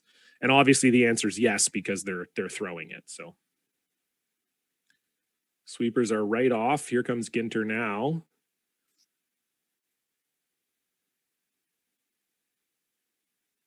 Not a bad result. I'm a little surprised. It seemed like that's kind of what they were playing for. I think maybe they thought that they could get all 3 rocks to go. And then that obviously was not the case, because it looked like from the sweeping, they did have the opportunity to just make that straight slash, pick the back one off and leave the Jacobs one there. But they were clearly trying to remove all 3. And that didn't quite work. So now Brad's going to have a chance to guard here. But again, as we talked about earlier this isn't a terrible situation for Tyler Tardi. The worst case scenario here is likely that he gives up a steal of 1, which, as we've said, some teams are doing on purpose. So in this situation, so nothing really too bad coming from that shot from Tardi. And again, I'm sure that's part of what the discussion was between Middleton and Tardi, and they obviously came up with the result that they mostly wanted.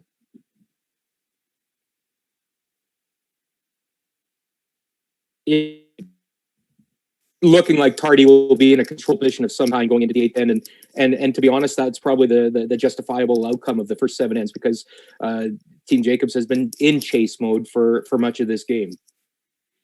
Yeah, no question. I mean, and it hasn't been really that Jacobs has played poorly. No, not at all. Just Tyler's team, maybe hot off that win in Kelowna last weekend, have looked extremely sharp. and Tyler's in particular has made some of the big shots when they've needed it. So Brad makes the guard perfectly. Tyler now will have a run back to get rid of both of them. And again, not a bad situation for Tyler here, no matter what. If he makes the run back, that's great. Jacobs probably draws around the guard that he leaves, and then Tyler will have the choice either to take his one or to give Jacobs one. And if he misses the one in the house, Brad probably tries to put another one in the house somewhere, and then Tardi would score his one that way. So again, not really a dangerous situation for Tyler here.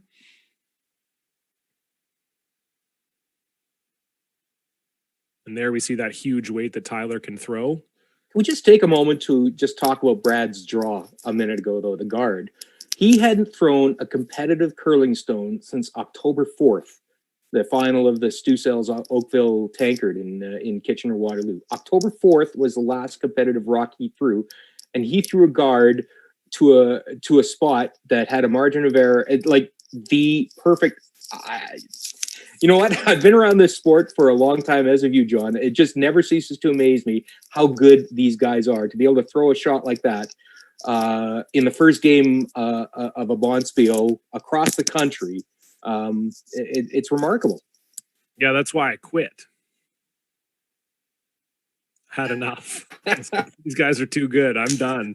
See you later. 1.5, and he throws a perfect guard in his first game, like to a spot that that just. Yeah. Sorry, I'm just gushing. Maybe No, the weekend is approaching, but hey, yeah. Did you tip that beer? Is that what's been in that's been in the coffee mug since we've started? Yeah, no, you're absolutely right. I mean, these teams are just so good. They practice all the time, and they're just ready for these situations. And I think too, it is partly the ice as well. Al, we talked about that earlier in the draw. It used to be that.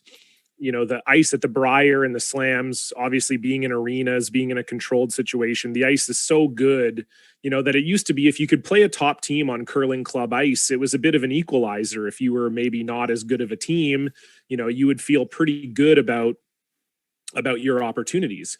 And, obviously you'd still lose most of the time, but you'd feel like, hey, we've got a bit of a better chance to beat Kevin Martin or Randy Furby or whatever if we're playing in a club. And now the sort of science and the technique of ice making has really got to a point where the ice in the clubs is never going to be quite as good as an arena situation. It's still pretty darn good. And so that also helps these teams immensely, that they're practicing on good ice. And then when they get to these events, the ice is really good. And they're able to make the shots they want. So Tyler's trying for a blank here. Yeah, just like that. Easy.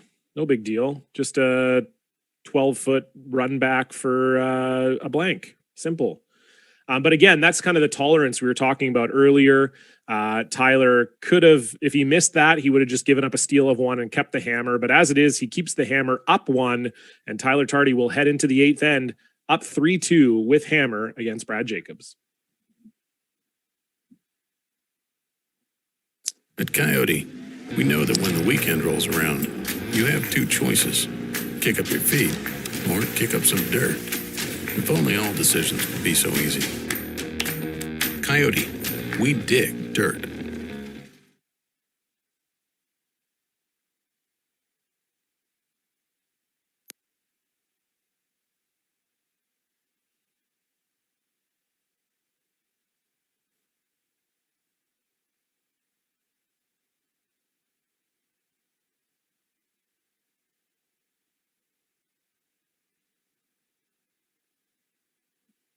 Northern Credit Union, a true partner, sweeping you to financial victory.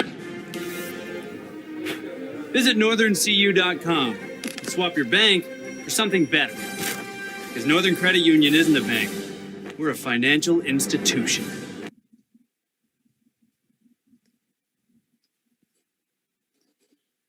All right, we're back here for the concluding end of the first draw of the Ashley HomeStore Curling Classic presented by New Floors in Penticton, British Columbia. We have the native sons, Tyler Tardi from Langley, BC, playing Brad Jacobs from Sault Ste. Marie, Ontario. And Al, it's been a great game so far for both teams, but particularly for Tyler Tardi. He's had really a fantastic game from start to finish, been in control of a lot of these ends, and he now finds himself up 1 with hammer against Brad. Yeah, Brad's going to need to generate something special in this end, and quite frankly, he's going to need a miss or two, and that's all it comes down to. Is he needs a miss in order to get that steal and force an extra end. And just while we have a minute as we get started in this 8th end, let's take a look at the other scores here in this draw 1. Playing the 7th end, Victoria's Neil Danger 6-3 has the hammer in the 7th. Paul Cheke down 4-3 against Cameron de Jong of Victoria. Cameron de Jong, pardon me, up 4-3 with hammer playing the 6th end. John Epping has clawed his way back into the game against Calgary's Jeremy Hardy. Epping with a deuce in the 6th end, now up 5-4. Kevin Cooey, they've shaken hands. He's a 5-0 winner over Sean Giel of Kelowna. And Glenn Howard, a 9-1 win over Jason Montgomery of Victoria. And that game is also over. And Team G will be playing Team Howard at 4:30 Eastern later today. You can get all these scores all the time on curlingzone.com. Hopefully they didn't shake hands, Al. Am I right? Anyway, in which game? Just a little COVID humor for you. I I do believe that Dangerfield and Brad Wood have also ended their game because they were just to the left of us as we're watching this stream here. So, and I don't see them anymore. So I'm guessing that Neil Dangerfield completed that win against Brad Wood, and I'm sure that'll be updated on Curling Zone very shortly. But back to our feature game here. Again, we've got Tyler Tardi up 1 with hammer playing Brad Jacobs. And Al, as we talked about last end, loved the way that Tyler finished that 7th end. He had a long raised double for a blank, knowing that if he did miss it, he would give up a steal of 1, which was fine. You know, he wanted to keep the hammer heading into the last end, and we love that kind of strategy from the young man. Yeah, absolutely. And, you got to throw it down for the support that Team Tardi has had over the years from their family. And obviously Paul Tardi has been a longtime coach of this team and just a very well-versed team in terms of tactics and strategy. But one of my favorite things, and you and I have talked about this, is a lot of times strategy can be overrated. If you don't have the execution to back it up, a team's not going to go too far, and this team exited very well.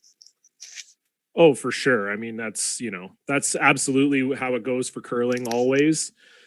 It's if you don't have the execution, you can be the smartest strategist on earth. It really doesn't matter. So yeah, no, Tardy's got all the shots. I mean, they practice a ton, and I've been playing Tyler since he was 15 years old and his brother was 17, and just to watch their sort of evolution over the last few years has been pretty awesome. And another reason why I quit, really, I was just like, you know what? I've been getting beat by Jim Cotter for 10 years. I don't also need to get beat by a kid that's like 15 years younger than me for another 10.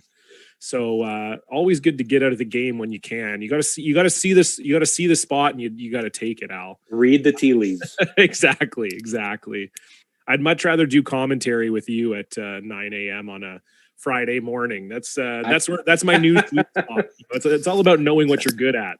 That's right. Know your strengths. Play to your strengths. So It is Team Jacobs with shot stone and a guard and a second guard about to be in play. But Tyler Tardi will have that whole 4-foot open as it stands right now. Yeah, exactly. We saw Tyler, attempt a few ticks with Jordan's first shots, and he managed to get them enough off of the center line. He didn't quite make the ticks the way that you would want to make them, but he got them off the center line enough that, as you say, it does leave the whole 4-foot for Tyler. Brad doesn't really have any other recourse here. He's just pretty much going to have to be putting up guards for most of the rest of this end, and Tyler's going to be peeling them, and we're likely going to end up with Tyler having a draw to the 4-foot on his last one.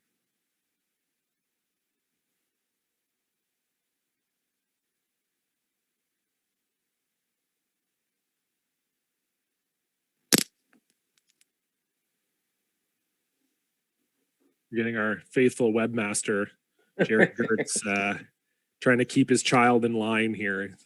Online schooling on a Friday. Always a tough time for parents right now, for sure.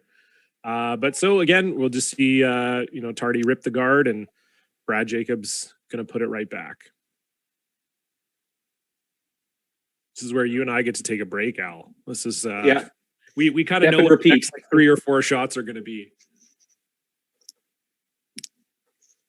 Well, there will be a pivot point at some point in this end. Obviously, Brad Jacobs will have to make a decision. Does he keep throwing guards, or does he come in and turn up the screws a little bit in that house? I suspect that, yeah, I don't think he'd go until his last stone, quite frankly, to get a second one in there to turn up the heat. Yeah, no question. Yeah.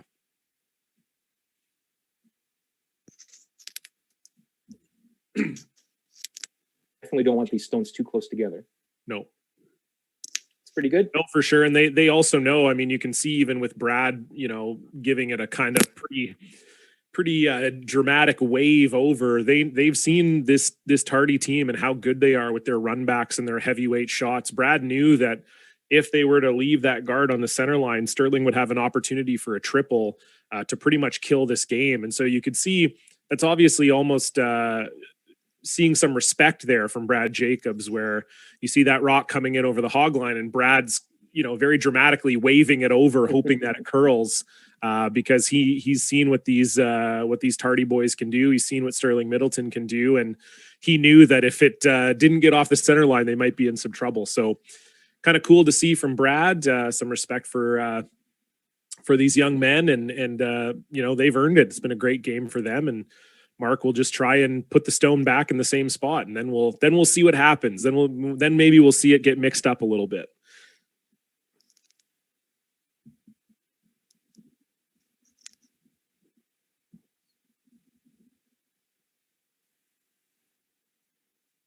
Want these lined up as straight as possible. Yep. Like that. Just like that. So I'm guessing we'll see the same shot again here from Tyler, just a straight rip of this high guard. And again, this is kind of why these last few shots have been so comfortable for us to call. As you could see in that camera shot there, Tyler Tardi has the entire 4-foot to draw to. So he's not super concerned about trying to make any sort of run backs or raises. He doesn't have to get too cute here. He knows on his last one, he's going to have a pretty big area to draw to, most likely.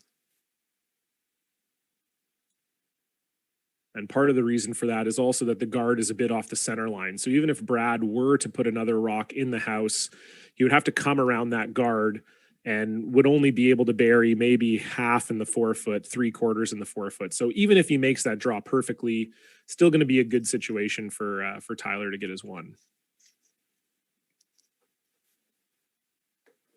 That's likely what they're discussing here. Again, we talked about this last end with Tyler. I don't think there's really a discussion of which shot to play. I think they're going to come into the house with a draw shot no matter what here. It's just where exactly do they want the rock to end up to put it in the best position to potentially steal here.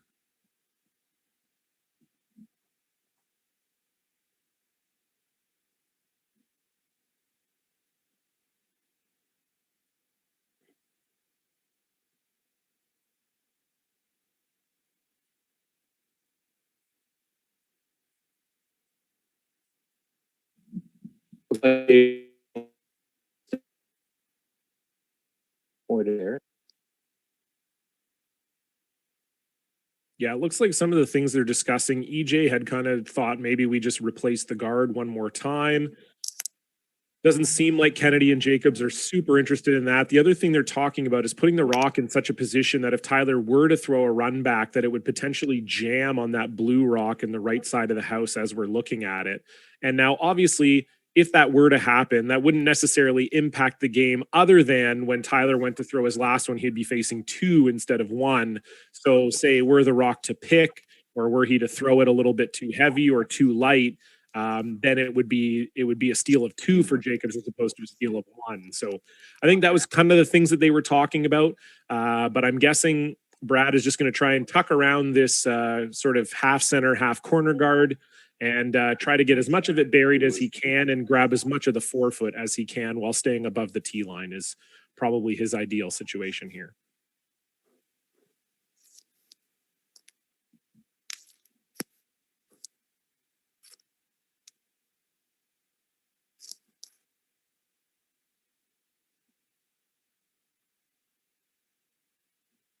You always know when Brad's throwing a draw, it's going to be close. Well, especially this game, you know, Al, we've seen it a ton. He's been absolutely fantastic with his draws, right on the money. Like that. Just like that. John, we do have Obviously- breaking news. Oh, Bill Dangerfield has completed a 7-3 win over Brad Wood. nice. Fist bumps to follow. Fantastic. So yeah, great shot by Brad, but this is what I was talking about, that you know, even if that were Brad's last shot, Tyler still has the whole button to draw to. So he was never going to be too worried with where that guard was positioned. So Tyler's going to just run it into the house here and see if he can get some of these Jacob stones to disappear. That's pretty good. Yep. Just like that. The risk you run whenever you're running a rock straight back like that, especially when it's your opponent's rock, is that you jam it and you leave the rocks behind cover. So some teams in that situation may have actually just peeled the guard. But Tyler's been dialed in all game. They played it super aggressive and made it perfectly. And so now Brad, he's got to draw behind cover because Tyler Tardi, I said Tidy. Tyler Tardi is just to the he's got that rock in the right hand side of the house as you're looking at it. So if Brad doesn't get buried here, then Tyler will be able to just pick the Jacobs rock out and have that one counter in there for the win. So Jacobs has to get fully buried here to force Tyler into a draw situation.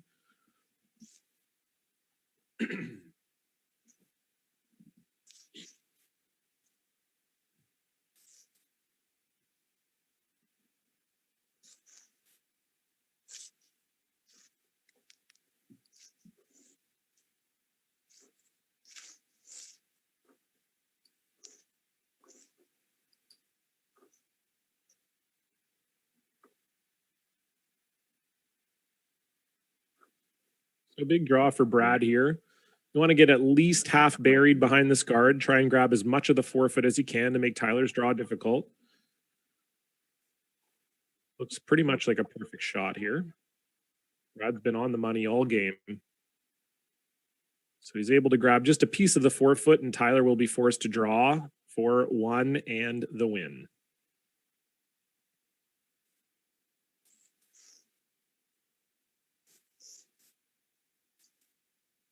I got to say, both sides have played extremely well. So just a very well played game, especially when you're considering first draw of the event, and in Team Jacobs's case, first game in more than a month. So both teams really shook off the rust effectively, I thought.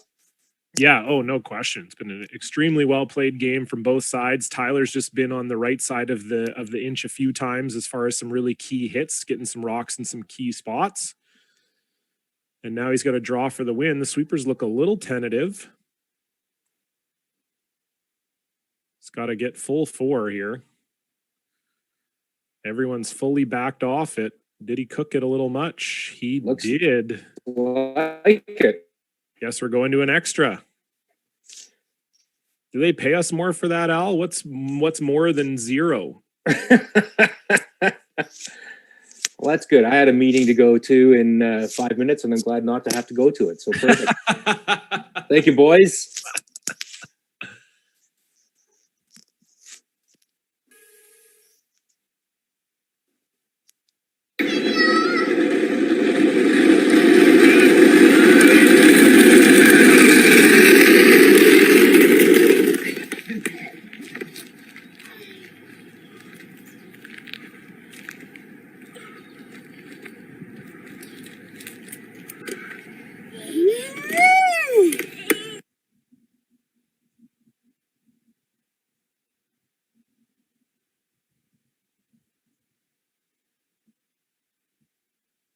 Northern Credit Union, a true partner, sweeping you to financial victory.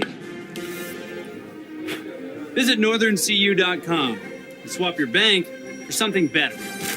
Because Northern Credit Union isn't a bank. We're a financial institution.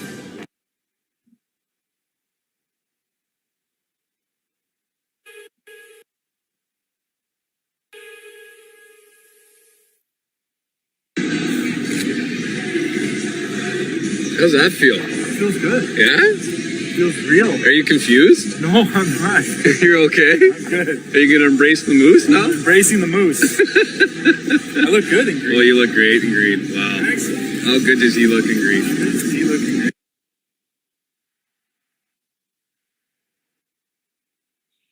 Welcome back, everybody, to the Team Jacobs Facebook page for some bonus curling. Everyone could use it right now. We've had a ton of events getting canceled, so why not have another end that we can watch here? It is tied 3-3 between Tyler Tardi and Brad Jacobs. This is draw one of the Ashley HomeStore Classic presented by New Floors in Penticton, BC. And Al, we've called a fantastic game here today. Some great play from both teams, as we were just talking about.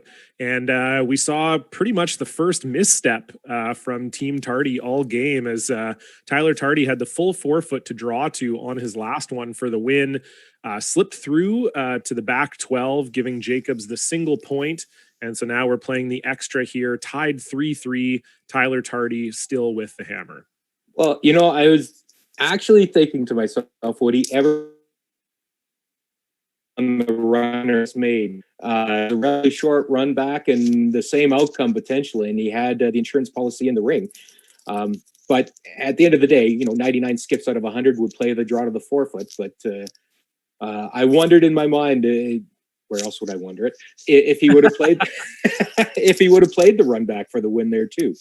Yeah, I think part of it is just an optics thing as well. Yeah. You know, it's skips want to be able to make the draw to the 4-foot to win the game. That's kind of the hallmark of curling and of the game. So I think most skips in that situation, you're going to see them draw. There's actually more of a margin for error with a draw in that situation than there is a hit, even with 100%. the counter. Even with the counter on the right side of the house there that we saw. Pardon me, and so. Yeah, there's simply no question that every top skip in that situation is going to draw. And honestly, you know, we've said it before. Tyler's a young guy, just starting to cut his teeth in the men's game, and he's especially going to be looking for that, you know, that kind of thing. He knows that he's going to be in many of those situations to come, and those are the shots that he's going to want to play. So. I don't think he's going to be, you know, obviously he'll be disappointed that he missed it. You got a chance to beat a top 10 team and Brad Jacobs. Those opportunities don't necessarily come around every day. So I'm sure he'll be disappointed to miss it, but at the same time, I don't think he's ever going to question the decision to draw. I totally agree with you. The only, you talk about margin for error and why there's more margin for error is that when you throw a hit, your sweepers aren't going to have too much of an effect on it. Whereas with the draw, you've got so much more control over what to do. The only way to remove the margin for error with the winning draw is to throw it heavy. That's the only way, and clearly that's what he did. But if Tyler Tardi gets that opportunity again, same scenario, he's going to throw the same shot, unquestionably.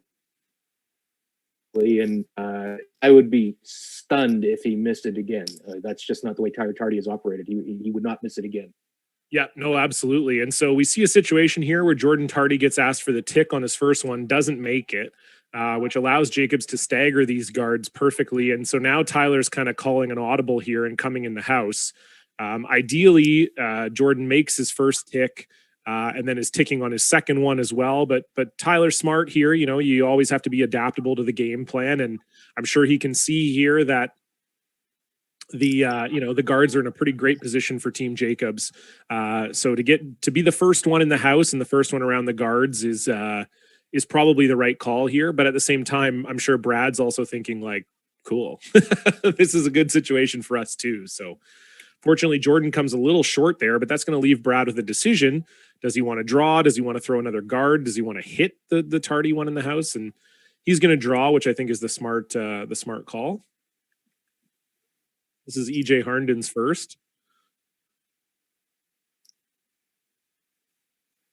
You know, it's quite amazing that this team, the three of them, obviously, with Brad and his two cousins, they've played together for so long in an era when there is so much rotation of lineups, right? It is quite cool to see, and they almost have a shorthand, don't they? I mean, they can just look at each other perhaps and not have to say words, and they know exactly what each other is thinking. And that's just an absolute pleasure to watch this team play. And I've said that for a long time.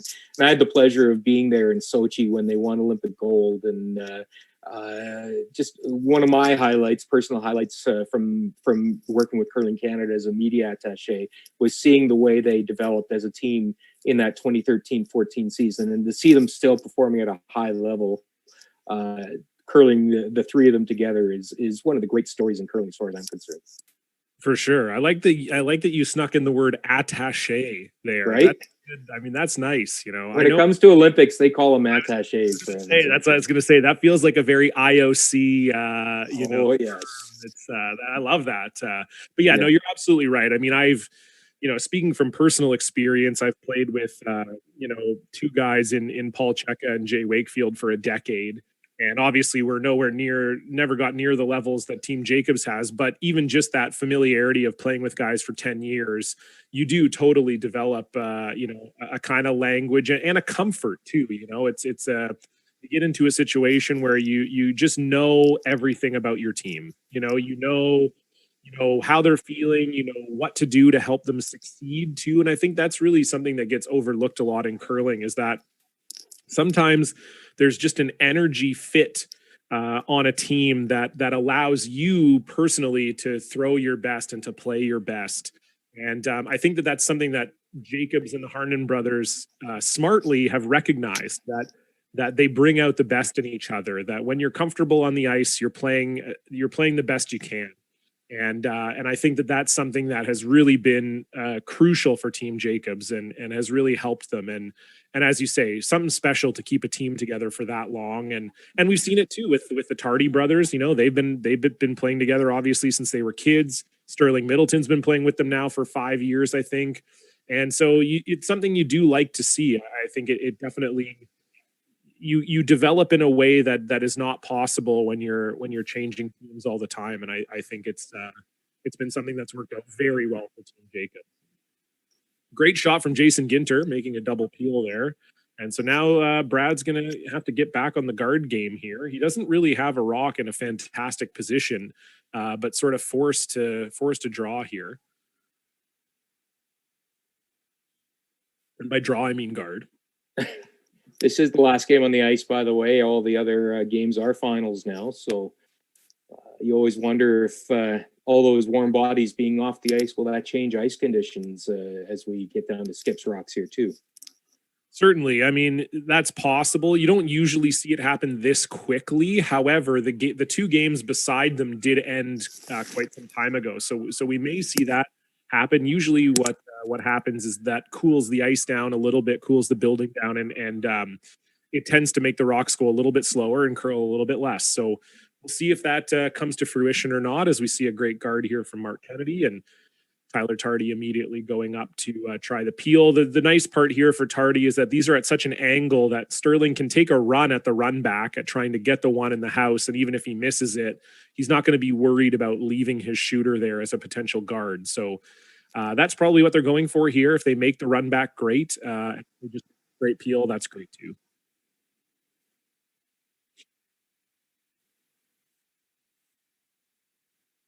Sterling's do that on the safe side. Rocking those white socks still, looks like. Well, that's the style now, Al. People made fun of me for a long time for wearing white socks with my curling pants. I got bullied essentially into switching to black, or I think I wore blue socks for a while. But now white socks are back in fashion, and so are flood pants. You can wear your pants as high as you want. The socks can be white. I missed my window, Al. Now I'm 35. No one cares what I wear. In related news, Pace Setter coming out with a new line of. Oh man, that's the Pace Setter jackets were the ones that were being worn. So you always wanted that. You dreamed of getting a Pace Setter. So that will never go away for me. I still want. I've heard. I believe there are some provincial associations who are still stuck with quite a few of them. So maybe I could give Alberta or Ontario a call. Maybe they've got a few hanging up somewhere I can have. Could be. So we're seeing kind of a repeat of the last end where it's kind of just throw a guard, hit a guard.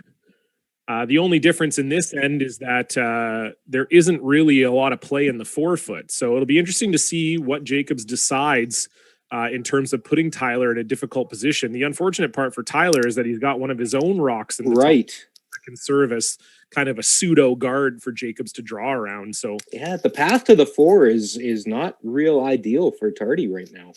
No, definitely not. Although Jacobs will know, like right now, just hitting that red one is good enough. So Jacobs is going to have a second counter in the house somewhere. It's just a matter of where they put that. Seemed like the early call was to potentially come around that Tardi rock in the top 12. Yeah, you can definitely bury there, I think. Oh, for sure you can. With the way these rocks have been all day, Al, I think so too. It again seems like they're just discussing whether they want to play the clockwise or the counterclockwise turn here.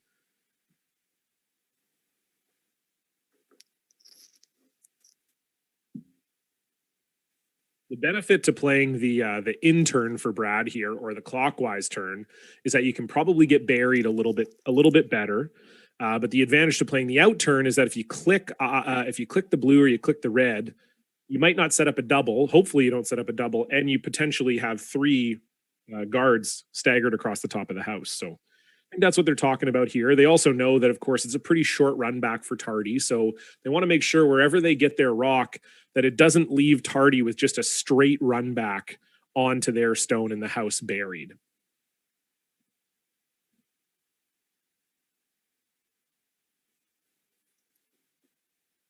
Don't necessarily want to try to win the game with this shot, obviously, but it's setting up to make sure that they've got something to go to on his last, obviously. But you're still trying to you're trying to make things as complicated as possible right now.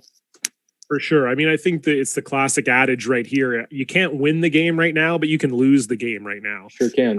So I think that's probably what they're talking about right now. Because yeah, if you're playing the out turn and coming through that hole, there's a chance that you set up a double of your own stones, and then you're probably in huge trouble. If you set up a perfect run back for Tardi, you're probably in trouble. So that's kind of, I think, what they're debating here is where's the best spot that we can put it that we can't lose the game right now. Well, and also, is it running through their head? Listen, if we can, we want to force him to make another draw. Absolutely. There's no question about that. I mean, I don't think we've seen Tyler really miss it all game. And we just saw him miss that pressure draw in the 8th. So absolutely, there's no question that's something that Jacobs is thinking about.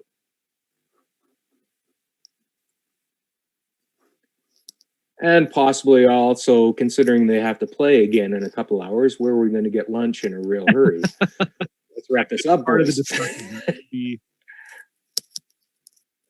A reminder, 4:30 p.m. Eastern Time, they will be playing Team Howard. That will be on the Team Jacobs Facebook page. Yeah, we're given that this is an extra end, we're probably going to be exiting this game shortly after it ends. So if you are watching this game on the Team Jacobs Facebook page right now, please like the page and share it around. Share around the fact that you watched a great game streamed today by our friends at Curling Zone. Shout out to Jerry Gertz and everyone at Curling Zone for making this stream happen. Shout out to Mark Kennedy's uncle for running the cameras in Penticton for us. And yeah, just, tell people on Twitter, share it on Facebook, let them know, hey, great curling is happening right now. And we're going to be here. Al and I will be here tomorrow covering the 4:30 p.m. Eastern, 1:30 p.m. Pacific game against Team Czeka, my team, which will be fun for me to cover. So we'll be watching that. But the other games, the one you said later today against Team Howard at 4:30 and the game tomorrow at noon, will also be covered as well. So there's lots of action to come on the Team Jacobs Facebook page. Make sure you like it. Make sure you share this around and yeah, let everyone know. Caleb Flaxey, former coach / 5th of Team Jacobs, will be taking over the commentary duties later today and early tomorrow. And then Al and myself will be back with the call tomorrow afternoon. So going to be lots of great curling to come here from Penticton. And it looks like Brad Jacobs settled in a guard. That kind of came into the strategy discussion late.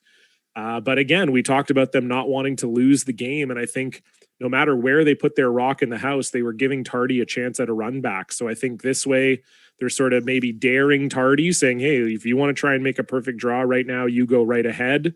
But guessing that maybe if they do play this guard, Tardi will peel it, and then they'll be left with the discussion as to where to draw.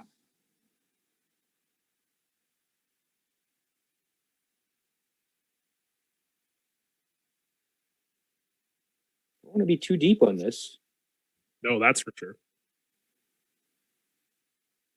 Certainly looks deeper than they called it, but it's not in a terrible spot.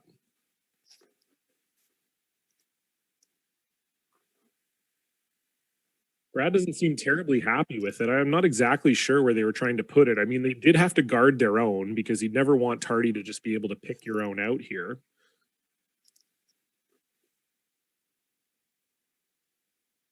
So now the discussion for Tardi becomes, do we try and put pressure on and draw where Tyler's putting his broom right now? Do we just rip the guard? You know, there's lots of options here for Tyler. He said plenty of time to think about him. Just got a text from someone who suggested that was a longer than necessary discussion by Team Jacobs as an attempt to freeze these guys out, which might have veterans do think like that. There's no question about that. Yeah, maybe. I don't know. Like someone calling a timeout on a kicker. Right. Yeah. I don't know if that's what they were doing, but yeah, they did take a long time to discuss it. That's for sure. Obviously, if you're used to watching the Grand Slams and the Brier and Scotties and Worlds on TV, you see time clocks, which you won't see here because this is a curling club event. So, you know, oftentimes when teams are taken off the clock, they don't mind taking a little more time to make a decision. So. Again, we're doing a little more talking during this type of strategy discussion than we would usually. Usually we'd be allowing the players to fill in for us this discussion, but none of the players are mic'd up here for this draw. So Al and I are just doing our best to speculate as to what they're talking about given where they're putting their brooms. It seemed like Tyler was debating potentially not peeling the guard, but hitting the guard and then kind of sitting there, maybe trying like the double on the reds and then sitting there. Don't love that call. You could end up staggering your two blues, even if you make it perfect, and then you give Jacobs a path to the forefoot. I think this is the right call for Tyler. He's just going to try and draw around his blue, beat Brad Jacobs to it. With Brad kind of guarding his own rock, he is unlikely to have a slash unless Tyler puts this in the exact right spot for him. So if Tyler can get drawn behind this blue, it's going to be, and above the tee line, it's going to be tough for Brad to get in there to count.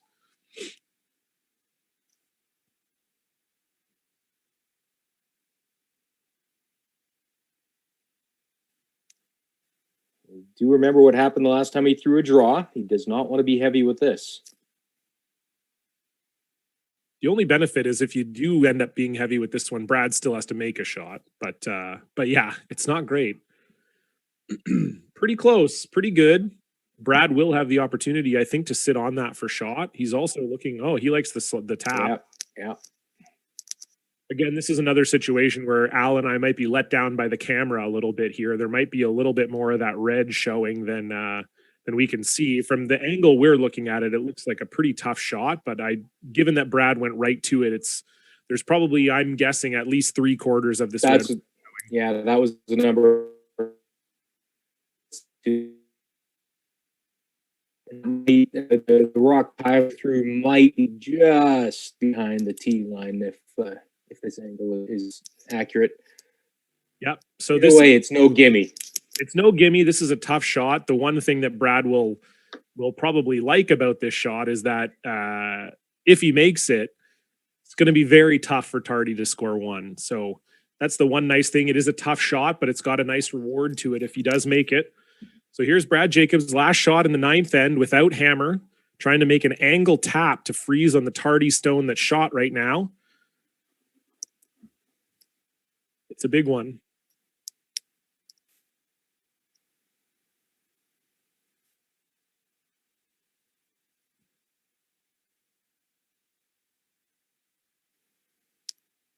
DJ's on it here. Gotta keep it out. They're trying. Well, it's pretty close. I don't know where the weight's at. Weight looks close too. Got to get in there for shot. Well, they're looking at it close. They think it's shot, or it's at least close enough that they'd have to measure it. So unfortunately for Brad, just didn't have enough weight. So what I was talking about earlier, if Brad makes the angle tap and gets it just over in front of the Tardi stone, Tyler doesn't have this run back. He would be losing his back stone, and then the Jacobs rock that's in the top 12 would be the counter. Unfortunately, Brad didn't get the rock over far enough, and so Tyler's got a short run back here, and he just has to make sure this one disappears, and the one that's in the 4-foot currently, his own, sticks around. But given the angles, that shouldn't be too much of a concern. So it's just a little 4-foot run back here for the win.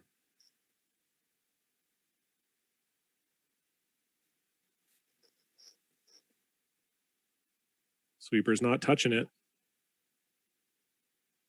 He's got it, looks like. Yeah. Very nice shot by Tyler.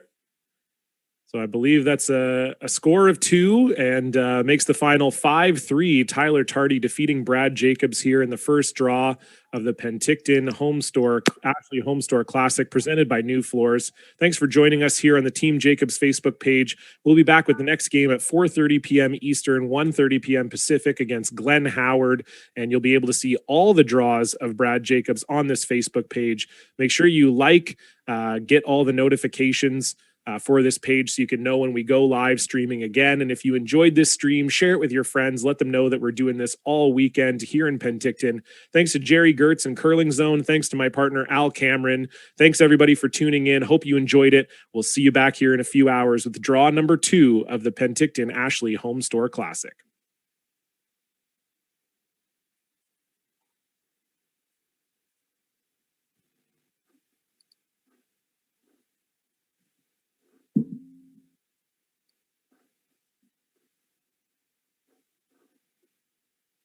We're off.